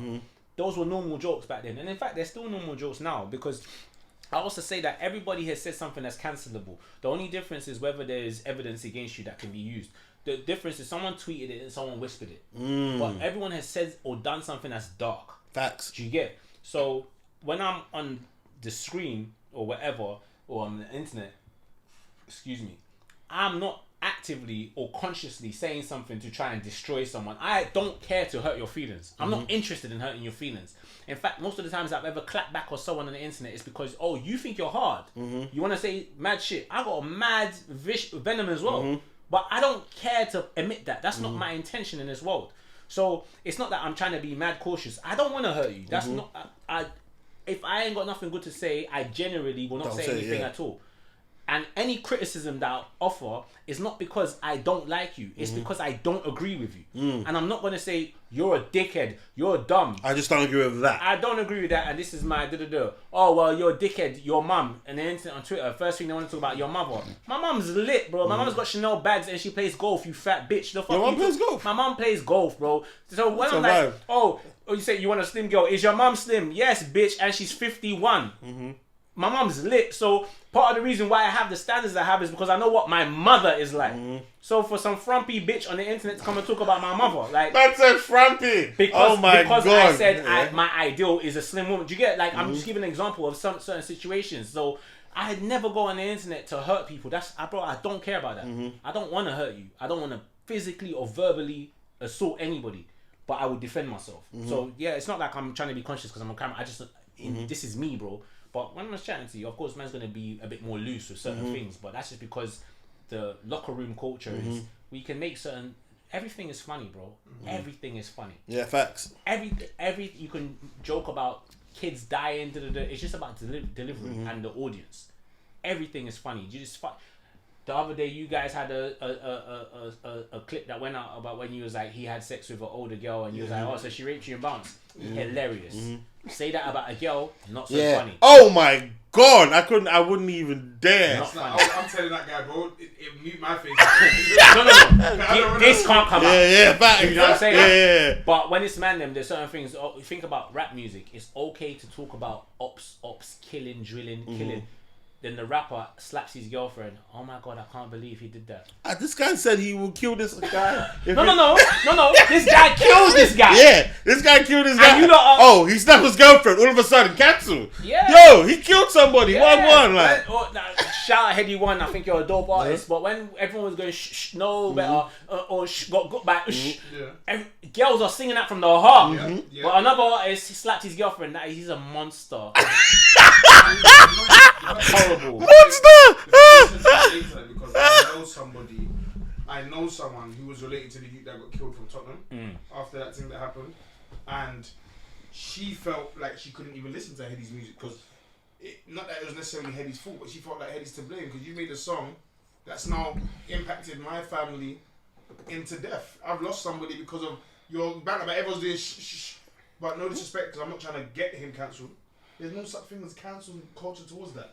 Hence, it's pick and choose. Like how you said, they want to cancel Tory for apparently shooting somebody. But Vibes Cartels apparently killed 6 people. Free vibes. How? It's free vibes. That's not a vibe. But you know what I'm saying? So I hear it. And I totally agree that there's another thing. Like, I'm so comfortable listening to American drill. I love it. It's far removed from me. Everybody that you killed and they killed. I don't know those guys. Yeah. When I had a car and I was driving around listening to certain people, it's a funny story. Yeah. One time, I went on a prison visit.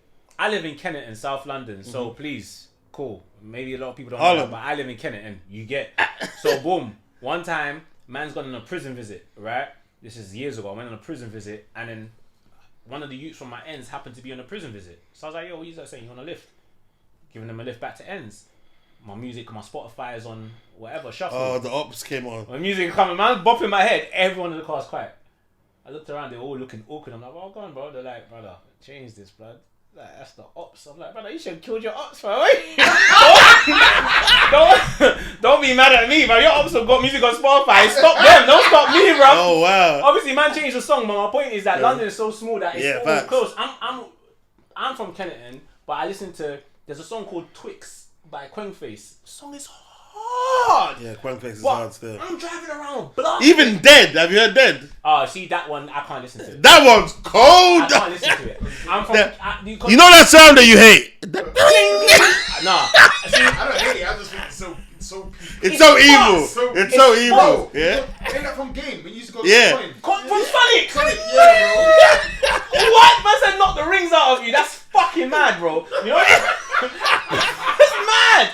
But you know what's mad? I know I know a victim, I think, that's mentioned in that song. And I know that through that song that I was seeing, and then their cousin's baby dads. Do you get what I'm saying? And it's like, oh shit. Do you know what I mean? Like even when my boy died, yeah, these times the songs went out, but apparently them that was going, it was like, something about his surname's Yenga. So something about N, man will get turned into Doppy like Kojo Yang. And these times it wasn't out as a song, but man has been, man's heard these lyrics being recited back to man. So I relate to that. How did that make you feel when you heard it? Bro, it is what it is, bro. Like, it is what it is. Like, at the end of the day, I know I wasn't on smoke. Bro, the day after he died, man's calling me like, "Yo, bro, what are you trying to do about this?" Like, I feel like we've all got that call. I've had people who are old, you know, other people that are more involved in that, but they're like, "Bro, what are you saying? Like, man can link you with certain things to go and do your thing." But I know I'm not that guy. You see how I am as a person, yeah? If I got stabbed today, if I got in an altercation right now and someone tried to stab me, in that moment, if I was able to get the knife off them and I blacked out, they could die. I'm not saying they would die. I'm not saying I would stab them, but I know how I operate. They could die in that madness. But if you hurt me, forget, you know, just say stabbing. If you hurt me a lot, and I had days to think about it, recuperate, and I saw you a week, a month, a year later, I probably won't touch you. I feel you. That's who I am. One time, I had an argument with someone. That's me. That pisses me off. I had an argument on WhatsApp, yeah. I was in a group chat, yeah. One you was talking mad shit.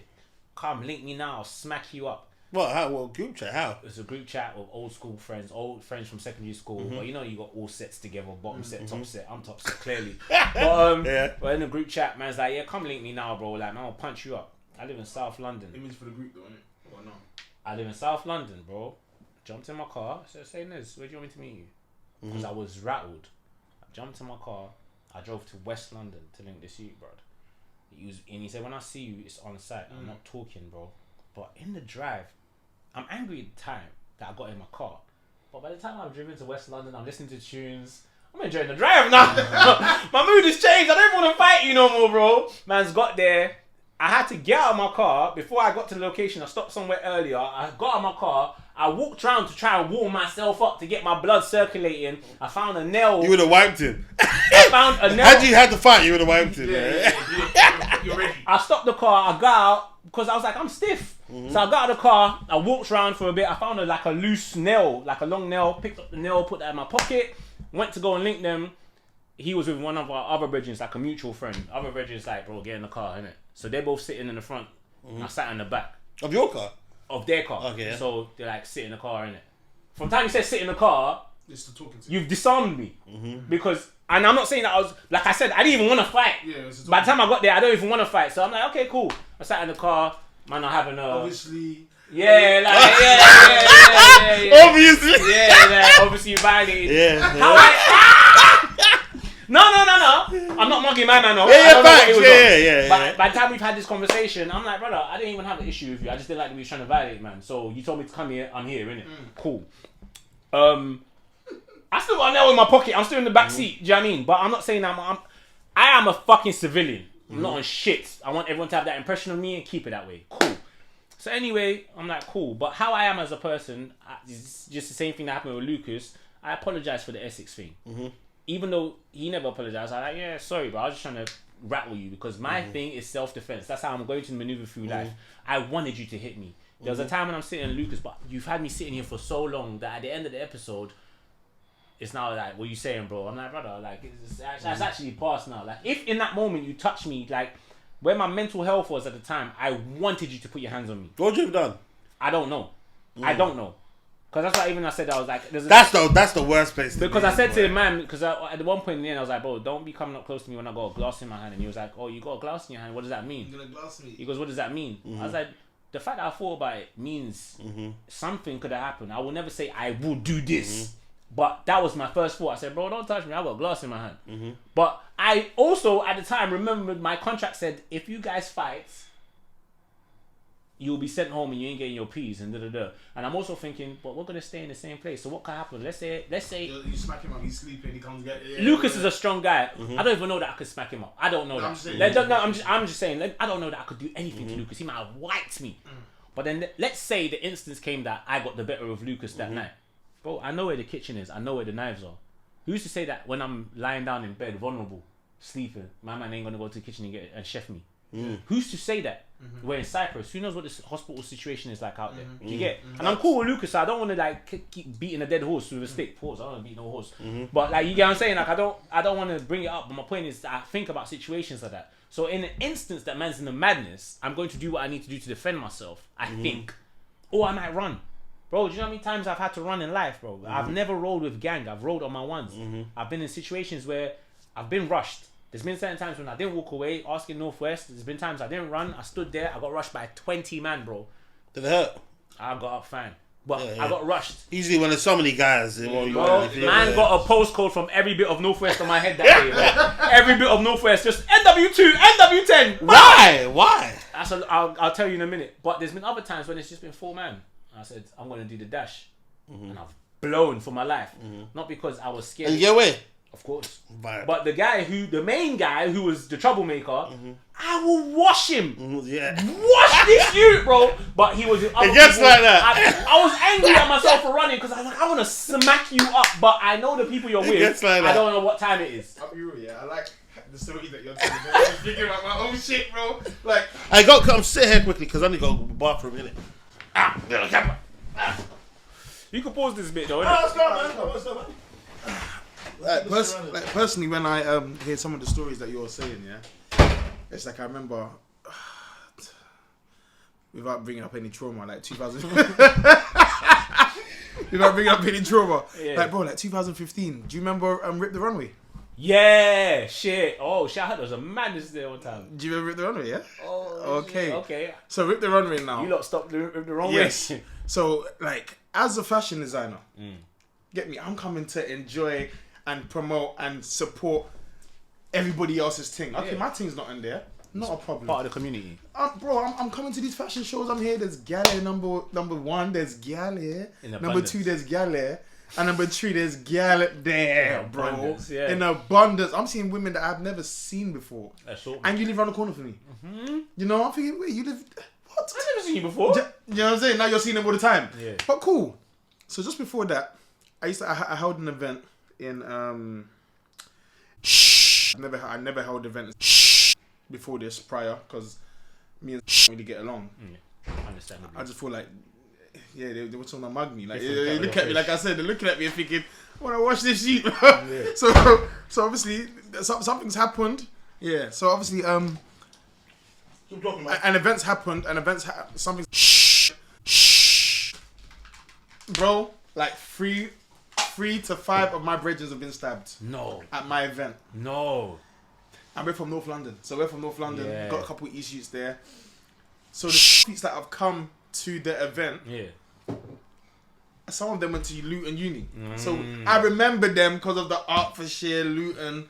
And I've clearly said, when they've come to the table, when they've come to the door, you man, I didn't have to say it or address the fact that we've had any problems. You man, no. Nothing but girls tonight. No problems. £20 to get in. Yeah, £20, are you sure? £20, brother. Brother, you man are going to enjoy it. Trust me, man knows girls. Where they were the first people there, they paid their £20. They're not seeing no one there yet.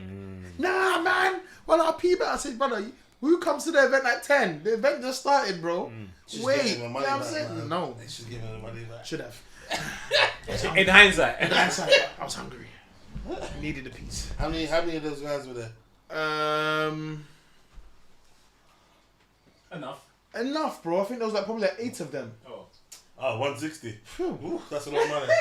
Bro, you know what I'm saying? And not all of them were troublemakers, but I know some of them. So cool. I've seen some of them. So they've come in now. The event's going on. It's popping. Girls are around. They even come out to me like, yo, brother. Yeah. It paid off. Yo, brother, yo, it's lit. Come on now, love. Oh, cool. There's no bad vibes throughout the whole event till the end of the night. Someone's barged somebody. This is how quick it escalated, bro. Someone's barged somebody. What? Bottle. There wasn't even a... No, sorry. It wasn't even a... Oh, bro, What? Bah. What the fuck? They came too early. Bro, literally. That's what happened. Literally, so that got disarmed. But as they've got disarmed, you know, man, there's always going to be that person. What? Come outside, cuz. Like, I don't care about all this no more. I'm not an image. Let's go outside. It's on now, yeah. But as soon as you get outside, it's not even a... Oh, what are you saying? It's a instant... Bro, these man just started rocking. You know what's funny? 9 times out of 10, I'm usually the come outside guy, yeah? But my come outside guy isn't even on the vibe of come outside, like, let's get a crap, man. Like, let's speak. But that come outside doesn't translate well. Once you invite a man round the corner, outside, it is what it is. On, yeah. My vibe is usually come outside. Let's be away from people so you can't be around the bravado. Yeah, but it doesn't translate well. But sometimes I can mean it like that. But see where I'm aggressive. Yeah. Bro, just come outside, bro. You're telling another man what to do. What? Come outside? So I automatically have to think, okay, he might come outside and talk. I'm like, no, brother. So what were you saying? Because I didn't understand. No, I can be like, but I'm still amped. But he might want to just punch me in my face. Yeah, facts. Knowing that he's gonna get. Sometimes the best form of defense is attack. And I had to learn that the hard way because I started to attack, bro. If I'm shook or I feel like I'm gonna get rushed, I'm gonna bang drop you and cut. Yeah, I'm gonna knock you out and cut. I'm here for another day. So, like we were saying, back to this event now. They've stabbed us back and forth, bro. We even end up going back to their hospital. So where this I'm in, what's it? Is it? Yeah. Bro, they trapped us inside. We man them from, because it's near. Man them from their block have come. Man them my block have come to the hospital. Bro, there's some names that you know, but I don't want to say the names that are all there. I'm not saying that, man. We'll take where it you out. basically. Yeah, bro. But it's like me. People that got stabbed, yeah. Wow. Yeah, So basically, bro. you're not even as many man up as you were initially because there's certain casualties. No. We are. They're just in the back of the hospital getting with their people. So Yeah. you see, as we were getting stabbed, people are getting bowled and people are getting hurt. Because it's a fight, bro. It's a brawl. So both sides now, they're taking us to the same hospital. Oh. So Some people are smart. They're like, no, we can't go to this one. Let's go to that one. We don't know where But when we're you're going. stabbed You're victim, from- it's like, bro, take it to Some hospital. people are still like, no, we can't go to that one. They've also been shot or stabbed. But not only that, we're from North London. We don't know where we're going, bro. We're going hospital. What hospital? Yeah. Anyway, long story short, this is why the story's mad. This happened in like March. I've gone to Miami, May 2015. Bro, why is the first person in Miami that I've seen from the UK In Miami is the person that stabbed 4 of my brethren, bro. Wow. And I'm with my He's colleague. a victim. One of the people. He's one of the people you stabbed. Oh, Wow. God. And what is this guy a native in Miami now? No, he's on holiday as well. No, he's on holiday as well. Oh, okay. So we've both gone on holiday, and I've noticed, you can remember, I'm done talking to these lot like, yo, bro, no trouble. So these men are probably looking at me like, look at this dickhead. We come to your event, we rush you lot, or whatever, we board up, come with your brethren. My brethren at the time is amped. It's amped. Who'd you go with? My coach. Yeah. Yeah. Oh. Yeah. Okay. On it. Okay.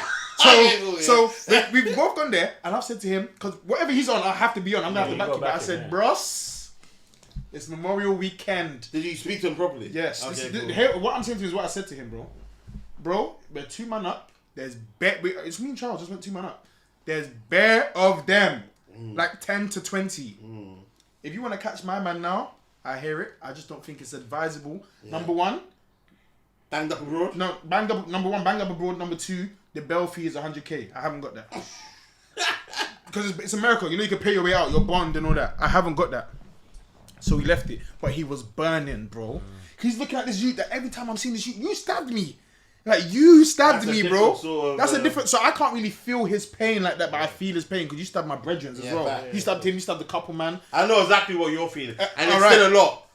But we didn't get stabbed, I'm meant to be on holiday. I come here to get away from the bullshit. Yeah, but not only that, once again, at the same time, I'm the face that you all know that you think you're mugging.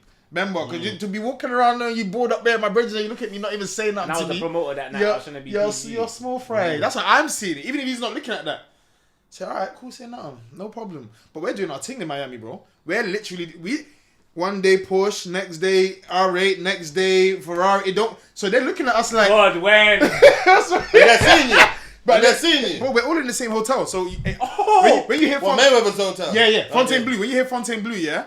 You hear Fontainebleau. You go in. So it's how you see it on TV. Mad. You've probably seen it right there. To the left is the hotel rooms. To the right is the suites. So as the rest of the UK were going to the... Peasants! As we're going to the left... peasants to talk. Yeah, I was going this way with Ray J and Co. and Co. You know what I'm saying? So they're looking at it like... Huh? To the point that they had to build up the courage. Like, the guy who stabbed my man came up to my bridge, was like, no, brother. Like, have you got a problem? Because you're always screwing me. That's what he said to you. That's what he said to my brethren, bro. I'm standing there looking at him. He's not saying nothing to me. He knows me. I'm the puss, remember? I'm a dickhead to him. Non-factor. I'm a moist suit to him. Charles, yeah. Yo, brother, have you got a problem? Because like you're always screwing me. Like we're all from London. Like it's no qualms. That's in my head. Does he know he stabbed man? No, he's chefed so many people. He doesn't understand. This guy's on you. Yeah. So when that's happened now, I'm still a dickhead. You're not talking to me, bro. Yeah. Yo, brother, have you got a problem? You know what you did at my event a couple months ago, bro. Do you know what I'm saying? So actually not that long ago. A couple months ago, under 2 months. So I'll take it on the chin. Me, I'm the small boy for you, innit? Apparently. We'll leave it. You're burning. You're coming to ask us how we're getting these cars. That's what it came down to. Hey, how you man getting the cars? Cash. I wanted to that. No, that's what they're asking us. Like they're asking, like he's come over and his brothers have come over as well, so you can obviously know it's a debate. They know that they've come to my event and done a mad thing. So now they know. Of course, he knows my face. They haven't said nothing. Yeah. For you to come over to say something, and then the rest of you lot come over. Like, yeah, how are you man getting your cars? Probably thinking it's deets. Like, oh, cash in, innit? Oh yeah, I'll say nothing. Not that they weren't doing their thing, you know. BMW 6 Series, but not the same. Compared to R8, this is top Porsche, set. This is bottom set. You know what I'm saying? Top set, bro. You know what I'm saying? Correct. I imagine correct. So that's happened. Cool. He's like, oh no, brother, we're all trying to say nothing. My brother's like, oh no, say nothing. Say nothing. Stabbed him. But how he stabbed him? How he spotted him? Sorry. Basically, when my man went to go and stab him, he used his hand to protect himself, so he stabbed his hand. You get it? So the same hand that you stabbed is the same hand he spotted you with, bro. Wow. No, say nothing, bro. You see it? Yeah, I was there. I'm there. I seen everything spotted. Did he see it? Yeah, no, he didn't see nothing. He just spotted him. Oh yeah. How did my man feel? He don't know nothing. Yeah. Now you're in the control now. Like the op doesn't know. Oh, you don't even remember. You don't remember me. Yeah, you're in trouble. In my own time. That's crazy. So obviously not here. How's timing worked out? Boy, it was 2 weeks later. The one was 2 weeks later after Miami. Oh, they touched him. Wait, hold on, stop spoiling the story, bro. Fam. Man's fucking the foreplay. Man's getting his cock out. So fucking cool. Obviously, since then, after that, when they see each other, oh, yo, not to me. That's what I'm saying. I'm the moist you. Yo, everybody doing their own. I'm still doing my thing. You lot seeing, because I'm the driver as well. My bedroom couldn't drive. So you're seeing me drive those vehicles. Like, I know it's burning you lot. You don't want to say nothing. Cool, say nothing. It's even your 160 that I used to come and put here. That was good. that was 60. Cool. Depot. Yeah, I swear. Cool, no problem. You've come back to London. After we left Miami, we went to Atlanta, innit? Did 5 days. We come London. Something just said to me. I showed these man. I said, bro, something's telling me, because I had to ask questions. We had to find out who this person was that's going around stabbing everybody. I don't know no one from London. I don't know this side of London. Sorry. Hearing, of course, hearing his name, then, I said to the man, no disrespect. My man is most probably going to be at the runway. I'm not saying we go there for trouble, but if we go there, everyone has to be on point. But at the time, I used to roll with people like... Yeah, that should be. I used to roll with people like... on Twitter, do you remember a guy called Ed Magic? Yeah. So I was Ed was one part of the batch. Yeah, come on. Ed was part of the man them and Red Tete was with us and whatever. So I am with some people that aren't actually like that. Because I'm not like that, but I know I'm gonna back myself. I back myself to knock you out. Yeah. Do you know what I'm saying? At least, and if not, I'm gonna try and run. So cool. So I'm only with people like Ed. So we're thinking we're not going for beef. Everyone's looking cool. I looked at the picture the other day of the picture we took just beforehand. Yeah. Just everyone doing their thing. When we Nice. got there, this is the first time I've seen Maya Jama. Because Maya Jama's hosting. So where we This episode should be called Maya Jama. this is the first time I see Maya Jama. Miami Jam. Bro, she's on stage. I'm seeing her host. On opposite, this when she was obviously with Stormzy, Crept and Conan. Because we had bought VIP tickets. So when we got there a little bit later, we've made an entrance. We're one of the last people to come into the thing. We didn't do it on purpose, just got there. Everyone's rocking. We're seeing good vibes. We're walking through. Everyone. No, with Say so. No, Okay. bro. I haven't even met Say So these times. Cool. Okay, cool. Brother, you know what I'm saying? So then we've all gone. Man, I like that guy. Yeah, cool, brother. So we've all done our thing at the front. Everyone's wearing, and I've looked. I've seen My man. my man. I said, you man. I told suspected, you. Yeah. Because now he's gonna get touched. You're gonna get, bro. You people that you stabbed are here In numbers. in numbers. Did you tell them? Did you tell them that he was there? Of course, I told them. What the hell? Man. Not even. Oh no, man, he's here. Just It's that's like- my man, by the way. No, yeah. the guy that stabbed you, No, is there? we know what he looks like, but they don't know he's here. In case, what if you would buck him 1-on-1 and then so everyone's aware? Don't leave group or you know what I'm saying. We don't Be know on who he's point. with.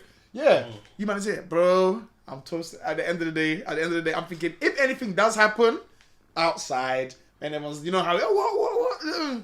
Bro, I'm toasting one madam now. I'm saying, yo, what you saying? The show was sweet, yeah, right, I just hear the double doors and what's that thing called? Where it was? Stratford, East Commercial Street. Yeah, what's that thing called though? What's the venue called? Fuck, I know it's on my. It's on my mind. I Anyway, feel like I've got it as well. Summer Walker performed there recently, innit? Yeah, I don't know. Yeah. It's on the corner, and yeah, I remember. yeah. Either way, bro, I just heard the double doors. Boom, my man running through the crowd. Yo. The youth that stabbed. Yeah. Not to find out. They're already giving him.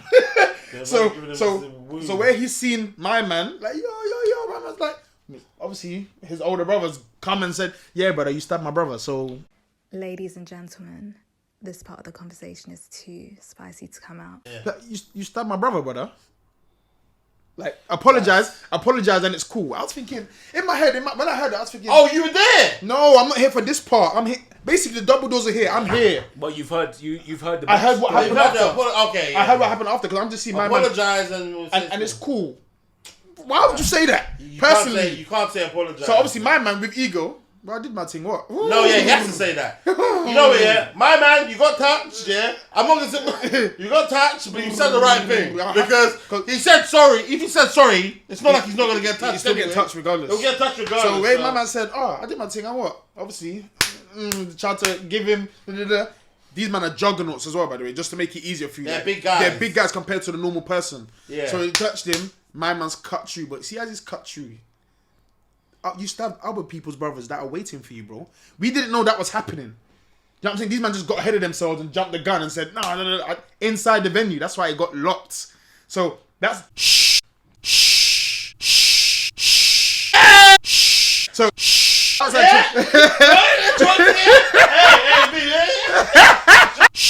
Yeah. Oh, it was eluding me. Yeah. So these men are running now. He's running. I'm seeing where to the... I've seen...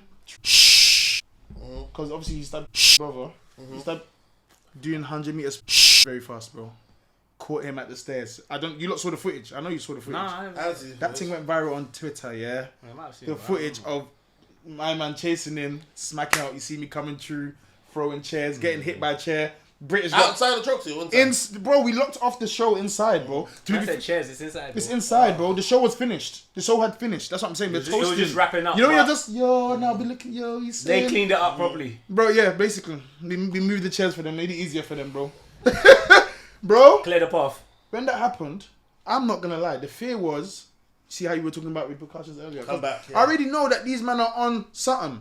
Not that I'm not on nothing, but not to the extent of I now have to walk with something. You're not trying to crash out. Crashing out is just long. Bro, so when that happened, I said, bruh, repercussions are peak. So back to what I'm really trying to say is, because from what you've been saying, how attack is defense, repercussions, thinking about it and stuff. But at that point in time, I thought, bro, I'm going to get the blame. Yeah. And that's exactly what happened. Krem locked off, ripped the runway because his fashion, because his clothing line wasn't in it.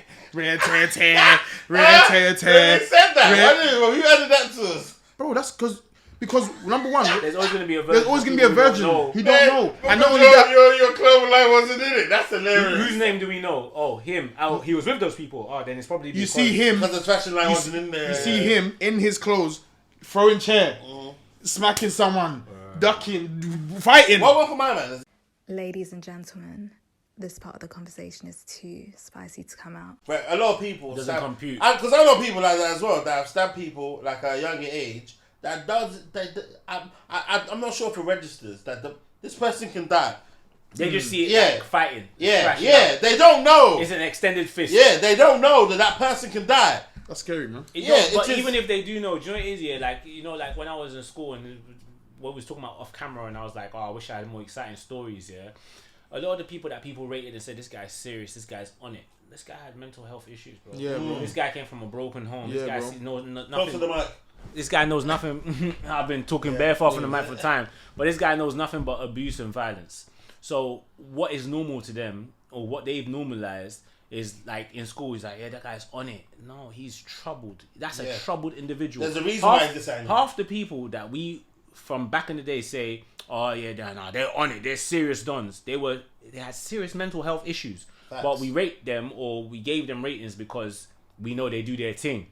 But that's all it is. That youth there that you described, probably if you go and see his background, you see his childhood, his home, whatever, or his mental, he had issues, fam. It's not normal to go around stabbing people. It's not normal to go do illegal shit. It's not. Illegal. Half the reason why I don't do a lot of stuff is because I don't like the idea of a prison cell. I don't even like being at home for time, knowing I can't leave my house. Lockdown, you know what I mean? I don't like that. So why would I like the idea of being in a box? So that worked for me. They say prison doesn't work. The idea of going to prison worked. I don't want to do nothing that's going to, the consequences I'm going to be in a fucking box, bro. But there are crimes that we will do, whether it's trapping or whatever. But when you're doing them things there, you still think, fuck, I don't trying to get bagged. But some people, they don't even think, I will punch you in your face now and I'll do it later. Another thing is, a lot of people are not good at communicating. Yep, that's the problem. And it's normal. Like, a lot of people, like me, I have the gift of the gab. I will argue with you till kingdom come because we're having a debate. Let's resolve this with words. Some people is like, they're so frustrated that they don't have words anymore. They're so frustrated. I'm just gonna punch you in your face, fam. Shut up. Yeah. Bow. Yeah. I will say shut up. Or maybe you need to die. Yeah. At the extreme end of things. But they're battles with a weapon. Yeah. Do you get what I'm saying? My thing is I can talk. I don't ever need to put my hand on you. You've got enough vocabulary there to express yourself. Some people can't. Yeah. They're like, bow. Or it's a gun, and that's what. And it's humans, you know. Like we don't like to accept the fact that we're still animals. We're like, we're humans, and that's the animals. We are mammals. We are vertebrae. We are animals. We still have animal instincts. The reason why you don't drive through a red light, there's nothing. There's no physical barrier that stops you driving through a red light. There's no physical barrier that stops you from driving a car without insurance. You just abide by the status quo. Oh, this is what we do in society. You don't have to queue up. You don't have to queue up. You can walk to the straight front of the line of McDonald's and order your food. But you know that, it's going to cause a problem. Yeah. Some people have... They don't have that. They don't exist, bro. They'll just walk. That part in them of, people don't... It's frowned upon. It doesn't exist. And that's just the difference. I feel as though those individuals need to be protected, isn't it? As well. Yeah. They do, though. From themselves. Need to be protected. For themselves, bro. Put them on an island and film it. That's a good show. But you see, it is. But Australia probably end up in bare murder. I'm saying there's a few of those guys over there. You see, that's my thing. Those individuals, there's certain individuals that can't help themselves, isn't it? They're just wired differently. My issue 9 times out of 10 is with the individuals that, like, I remember when I was in New York. I was living in New York for like 18 months. There was a guy on the train, talking recce on the train. He started talking recce to me. On the train. No, he was He talked to different people, then but he then was they speaking directed directly to me. But my vibe was to this guy, like, there's no way that you can live in New York for this long and be alive. Unless you're with this kind of attitude. with this sort of attitude. So it's fake. So I said, what? So I said, what to him on the train? No. He continued afterwards, isn't it? 5 o'clock. I'm like, no, this one's not crazy. You're not a crazy guy. You're doing it because you can get away with it. Like, you're not really crazy. You're doing it to us on the train because we're wearing suits and we're going to work, innit? Between your crazy peers, you're not behaving like this, isn't it? So those niggas, innit, those guys I don't respect at all. Because it's bullying, essentially, isn't it? Because you won't be able to live this long with that sort of mentality. You're not going in the middle of Compton, around saying, what the fuck are you looking at to people? You'll die. Yeah. You're picking the train in New York, in Midtown Manhattan, because you know we're all pussies on this fucking train, and we're all going to work. Or you lot have got too much to lose. And that's a big one. You see, that's a big one. When the price gets up, when people start, but there's some individuals in it I know as well. My vibe was, when there's opportunity, people start acting correctly. Like a lot of these rappers over here, they won't throw their lives away. But there's some individuals, I don't know why, but they're wired differently. They've got money.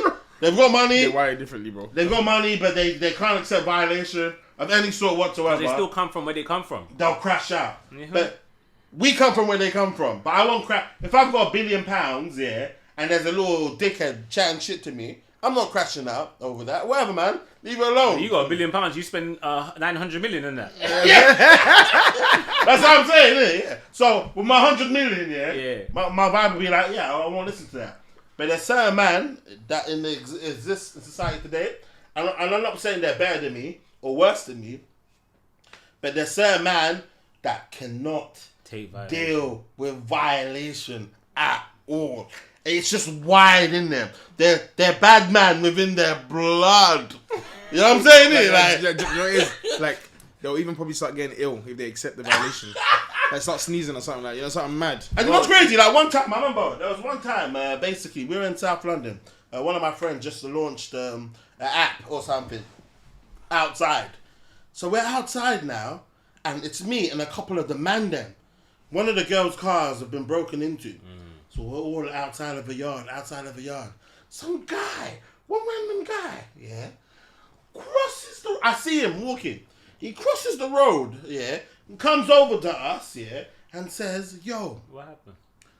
Yo, my friend's mum lives in that yard over here.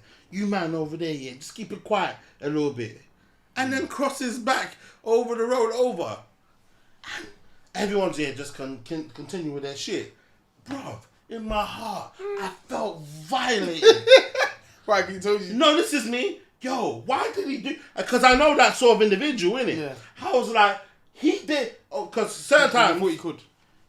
He did that. I don't know why he did that, but basically, my thought process was he thinks we're a bunch of dickheads, isn't it? Because you wouldn't come across the road to speak to a bunch of. There was bare of us. You wouldn't even leave your house. Then I'm saying there was like 15 of us. This guy came to us essentially, told us to be quiet, innit? Because his boy lives over there. And we're like, yeah, don't watch that. Cool. Everyone else don't think nothing of it. This is me. This guy tried to violate us, isn't it? And I didn't feel well for the rest of the day as a result of it. Yeah, because you bro, I'm the same. I've been in situations like even some of the stuff we was talking about, like, bro, I'll be in a shower, bro. The vial just comes back to me. Like years old vial. And I'm thinking about what should I have done? You know, like it pisses me off with the bro, shout out Lucas, isn't it? But like even that situation, like it's just an example of some of the stuff that I've You handled it well. That you shouldn't handle. See, but I hate that you handled it well because sometimes see what he's saying about how when his boy got poked up and they locked off the event because of that. Sometimes in my heart, I'm a man, bro. I'm a man.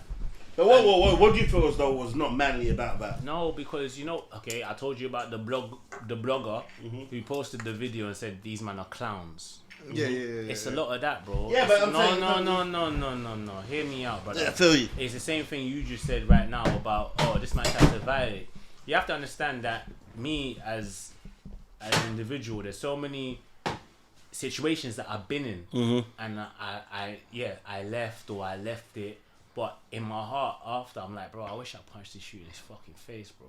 But because even right now, do you feel that right now in your sane head, like right now, because obviously you're saying this is retrospectively. Okay. Let's go through that now. You punch my man in the head now. Do you feel as though?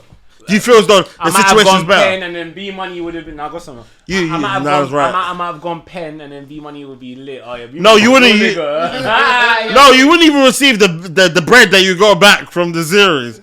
So I don't know what that would have done for your financial. But half the men that are popping in the industry are criminals. They're ex-cons. So maybe I should have done it. Yeah. I'm talking about Lucas. I'm talking about anything. I'm talking about there's so many situations the man has been in my life, bro. Man's 32, bro. I've been outside from a young age, and even when I wasn't outside, I still had situations where man's been victimized. You get what I'm saying to you? My brethren who I told you about that got burnt or whatever, yeah.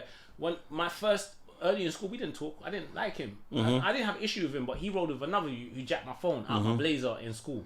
So no one took my phone off me, but he took my phone out my blazer. He ended up being my brethren. But the point is, like, you think back to all the times you've been violated. You see, turning the cheek, as they say, pause. You see, turning the other cheek, Hey, that's what the episode's called. Pause. You see all that what would Jesus do stuff, it takes a lot. Yeah, facts. It does. Because the toll of it, either way, you're damned if you do, you're damned if you don't. If two men are bickering and they decide to just quench it and kill it with you resolve it, bro, you know, it's dead. These men are pussy.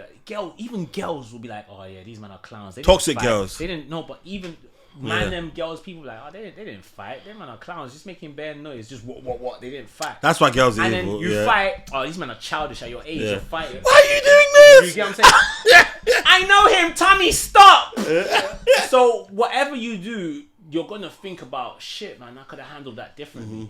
But sometimes, as I think, and I said, we're animals.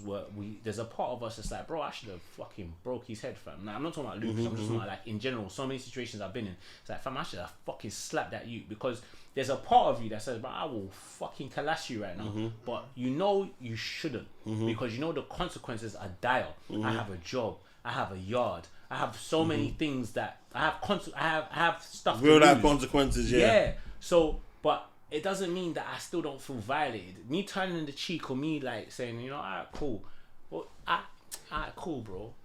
What? Do you think that's easy? It's not easy, it's bro. Definitely not easy. It's gonna live with you. It's like anyone disrespects you or violates you, it's going to be on your mind, bro. So, but don't you take solace from the fact that, for instance, like, for instance, you say he died as a result of it, and you're doing 25 years because you banged Lucas. Someone in the face. No. Okay, you banged somebody in the face of it. Yeah. Listen, I'll just be inside my cell crying all the fucking time. This guy's actually been in prison and done. And like I said, this is my guy, yeah. Creme is a good youth. Creme's a good youth. When them youths murdered my best friend, I was at the court for their sentencing. Their man were hard pulls. Like, the whole time they were in the docks. In the docks. What? Oh, screw face. Gang. You'd have thought, raw, you've done this before. Hard bodied. Their man were... Do it! No. Middle finger to his mum. Whose mum? No way. My brethren who died. Middle finger to his mum. No way. Bro, judge said, this one, 10 years. No. In a moment, I saw a man's legs go jelly. I saw a man standing there firm. When the judge said guilty, sentence you to 10 years, I saw a man wobble, bro. Do the shake, wobble. Hey, the kids need to hear this. No. Hold on. Cool. Gave all of them their bird. They take them out. You hear the door close. I think the cell's in the court, innit? The door closed, and you hear a muffled. You heard a muffled scream.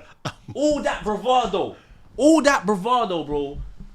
When man realized, what? 10 years of this shit, screaming. Do you get what I'm saying to you? So I know in my heart that, yeah, you know what, you did the right thing. No, the right thing is whatever feels right to you at the moment. The consequences. No, not the moment. No. Trust me. Not the moment. No. The right thing is long term. No. The right thing is whatever feels right to you. Right. because the wrong thing can still feel right. But the right thing is whatever you're comfortable with, whatever you can live with. Yes. There's men that have killed people that are like, yes. If somebody killed, God forbid, if somebody harmed your siblings, your mom, your sister, and you did what you did, you most likely will be like, charge it to the game. Yeah, facts. I accept. You've already packed it. You already accepted it. Yeah. But there's certain situations you're like, bro, why the fuck did I do that, man? But so I think the right thing in the moment, right or wrong, is what you can handle. Is what you can handle. Whatever you're comfortable with. Anything I put out on the internet, anything I said on this podcast right now, anything I've put out in, it's mad, yeah. I've had arguments with like famous people in the UK because I've given an opinion on something they've done, and I said, bro, you're famous. You've put something out in the public.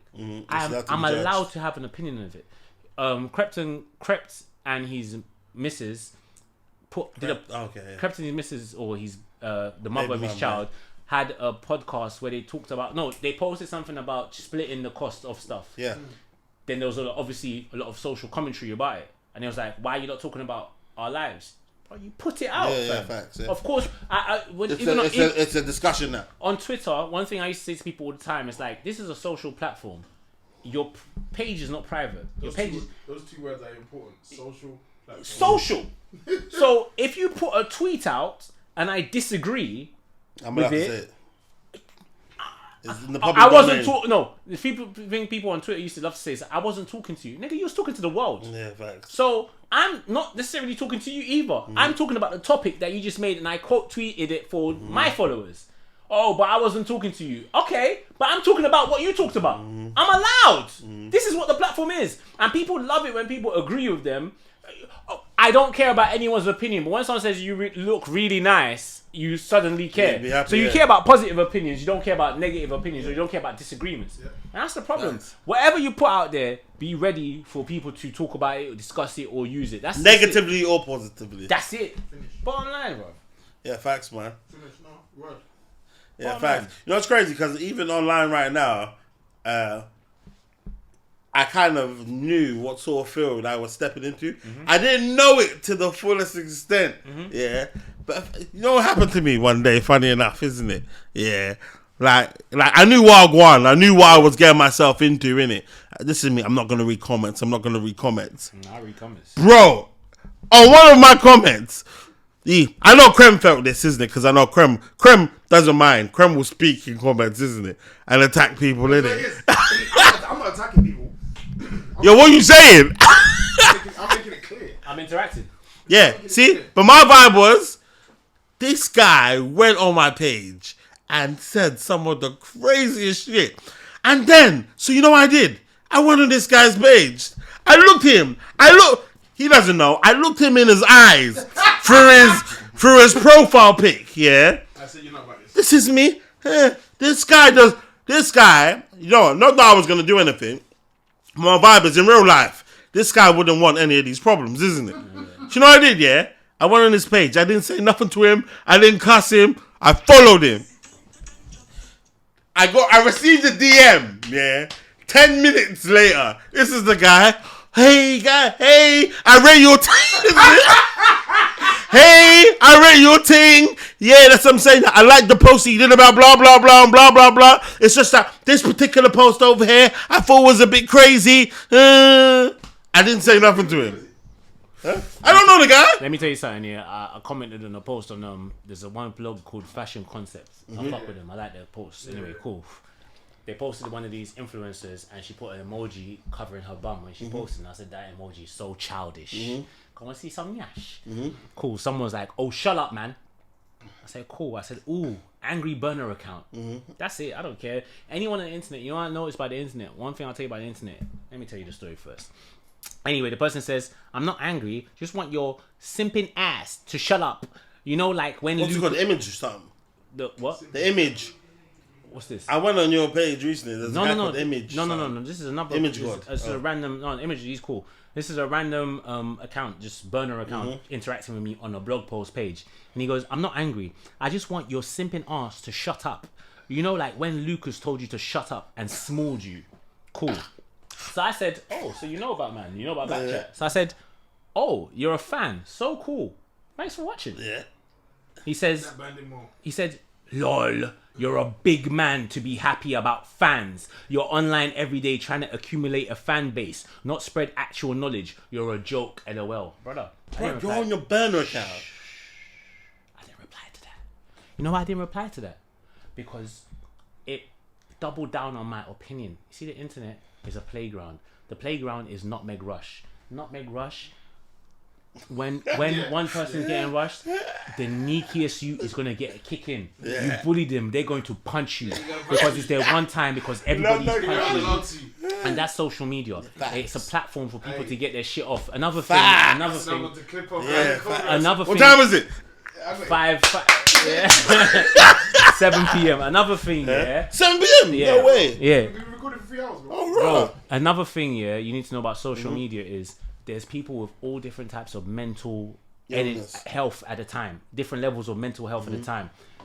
Some people get their shit off.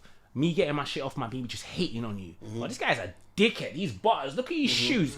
You could post the most positive things. I was like, well, I don't know why he bought her those shoes. Those shoes are dead. Someone will find something negative to say. Someone will disagree with you because there's no repercussions. You can't look at them like, what did you say? So I just let anyone, you see, any comment that you post on my posts, good or bad, thank you. It's called analytics. Twitter don't look at that. I leave it, Instagram don't say, oh, this is a bad comment. Facts. Yeah, it's got a comment. Engagement. You're giving me engagement, bro. Thank you. I'm not mad at you. Because you know what I'm mad at? I'm mad at my brethren who don't like my post or who don't say nothing. The stranger who says, bruv, yo, shit, shut up. Thank you. I don't know you, bro. But I know that when I'm outside in a real world and with my brethren and people, no one... See, that's the thing. No one don't call me a dickhead, that's bro. what I'm saying. I've never experienced that in my life. And it's so hard to navigate with the internet. It's not hard. In real life, that in the real life, sayings, isn't it, See how far you will get, No, this is fact. See how far you will get with this guy's a dickhead. Dickhead this, dickhead that. Bro, when I was on Backchat, people say they don't read comments. I would look through every comment. So when it's a mad thing, I'll click your profile. When it's a good thing, I'll click your profile because I'm like, this is a buff thing that's digging, man. So if you talk crud, I'm gonna click your profile. I'm gonna see what you got going for yourself. Oh, nothing. You're just a commenter. Fine, thank you. I'm not mad at you because I don't know you in real life. And 9 times out of 10, of all the people on social media who've ever had an issue with me, when I'm outside in the real world, the only people that ever come up to me and said something to me is like, oh, bro, man, I'll fuck with you. Like, I rate you, I did it. In real life... It brings out the worst. Social media brings out the worst. And that's fine, because you're already a coward. You see, even my job, sometimes people do, like, weird stuff. Like, they try to act hard, like... And sometimes I have to, like, remove the barrier that's there. I'm like, bro, what are you saying? You think this... You think this... Uniform over here. Yeah, well gone. Oh, no, bro. I'm like, oh... I want you to know that this doesn't... I'm not a slave to this. Yeah. I will crash out for it, and I will deal with the repercussions. What do you want to do? Oh, no, bro, And that's what it is. Some people just see it as... And they all have that same voice. Yeah, but it's that same... No. But that's... you know another thing I say is, this is my message to everyone out there, Don't look for trouble and be surprised when you fucking find it. Amen. Don't look for trouble. I don't look for trouble, bro. Amen. There's enough stuff to stress about. And there's a special place for people like that want trouble from people that don't even want to give you trouble. The ground. The trouble you will receive will be tenfold. The ground. Because you can find trouble with a nerd. Bro, people know jiu-jitsu, bro. In fact, that is a nerd's language. If you're a nerd, you know jiu-jitsu. There's some people that look so harmless. They'll kill you. I will fold this shoe. You're going to trouble this shoe. This shoe has now got you saying, I can't breathe. Black lives matter. So don't trouble. Facts. Don't trouble people. Yeah, facts. Don't trouble people. Don't be a troublemaker. Just, bro, there's enough stuff. You got bills. You got your health.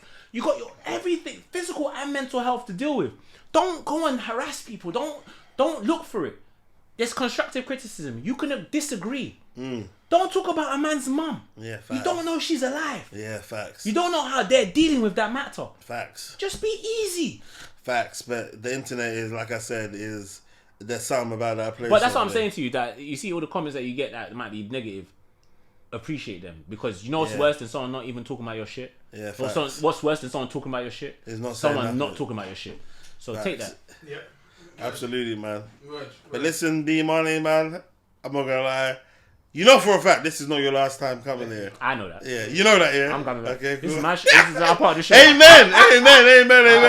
That's what I'm saying, because I feel like we've got some shit out of you that you probably wouldn't have said. No, I was just looking for the right platform. And you know what's so mad, yeah? Like, I want you to put this in, like, bro, I'm watching your stuff and I'm like, I want to be on this show. Like, I watch your stuff, I followed it straight whenever I followed it.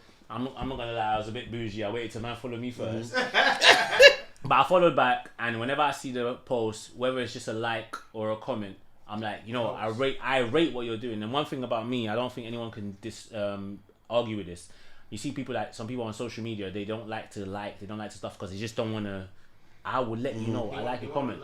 You see, even girls and stuff, sometimes what they call it, your thirsty comment. No, I'm telling you, this post is fire. It don't mean I want to fuck you. This is a good post. Well done for posting this.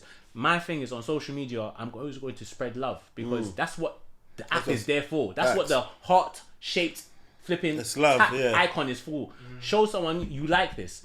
If that gives you something, whether it's just adds one more like to your likes, I'm going to do that. So, bro, I'm not gonna lie, bro, I wanted to be here. Like, once you finally said, bro, I want you in the podcast, pause, I was like, you know, we got this done very quickly, you know. Yeah, it's probably less than a week. Yeah, you know. But once you said, no, it's days, bro. Like, yeah, probably like 3-4 days, isn't it? Yeah. When you said, bro, need you in the podcast, I was like, bro, when? Do you know what I mean? And I'm off today, so I was like, I had to be here. So I rate what you're doing. I rate your podcast. I don't know how well it's doing. I don't care how well it's doing. I don't care if this gets 100 views. I rate what you're doing. I want you to keep doing it. And thank you for rating me too. Do you get it? Amen. Let's clap for this nigga, man. My nigga. And you know, special shout out to Krem as well. You know what I'm saying? Krem Studio over here. And obviously, this is as much as Krem's platform as it's my platform. Yeah, 100%. My nigga. It's definitely your platform. No, but still, man, I'm saying in terms of, you're one of the first niggas to treat this like it's your own joint as well. And you're helping them have a platform. That's what I'm saying, man. Yeah, facts. And Amen. it's nice to meet you. I feel like I've seen you before, and obviously we haven't interacted, but bro, I fuck with you still. Yeah, man. Thank you lot for having me. This has been a good bank holiday weekend. Amen. Yeah. This can't come out, niggas. No, this will come out, bitch. This will come out. But you know,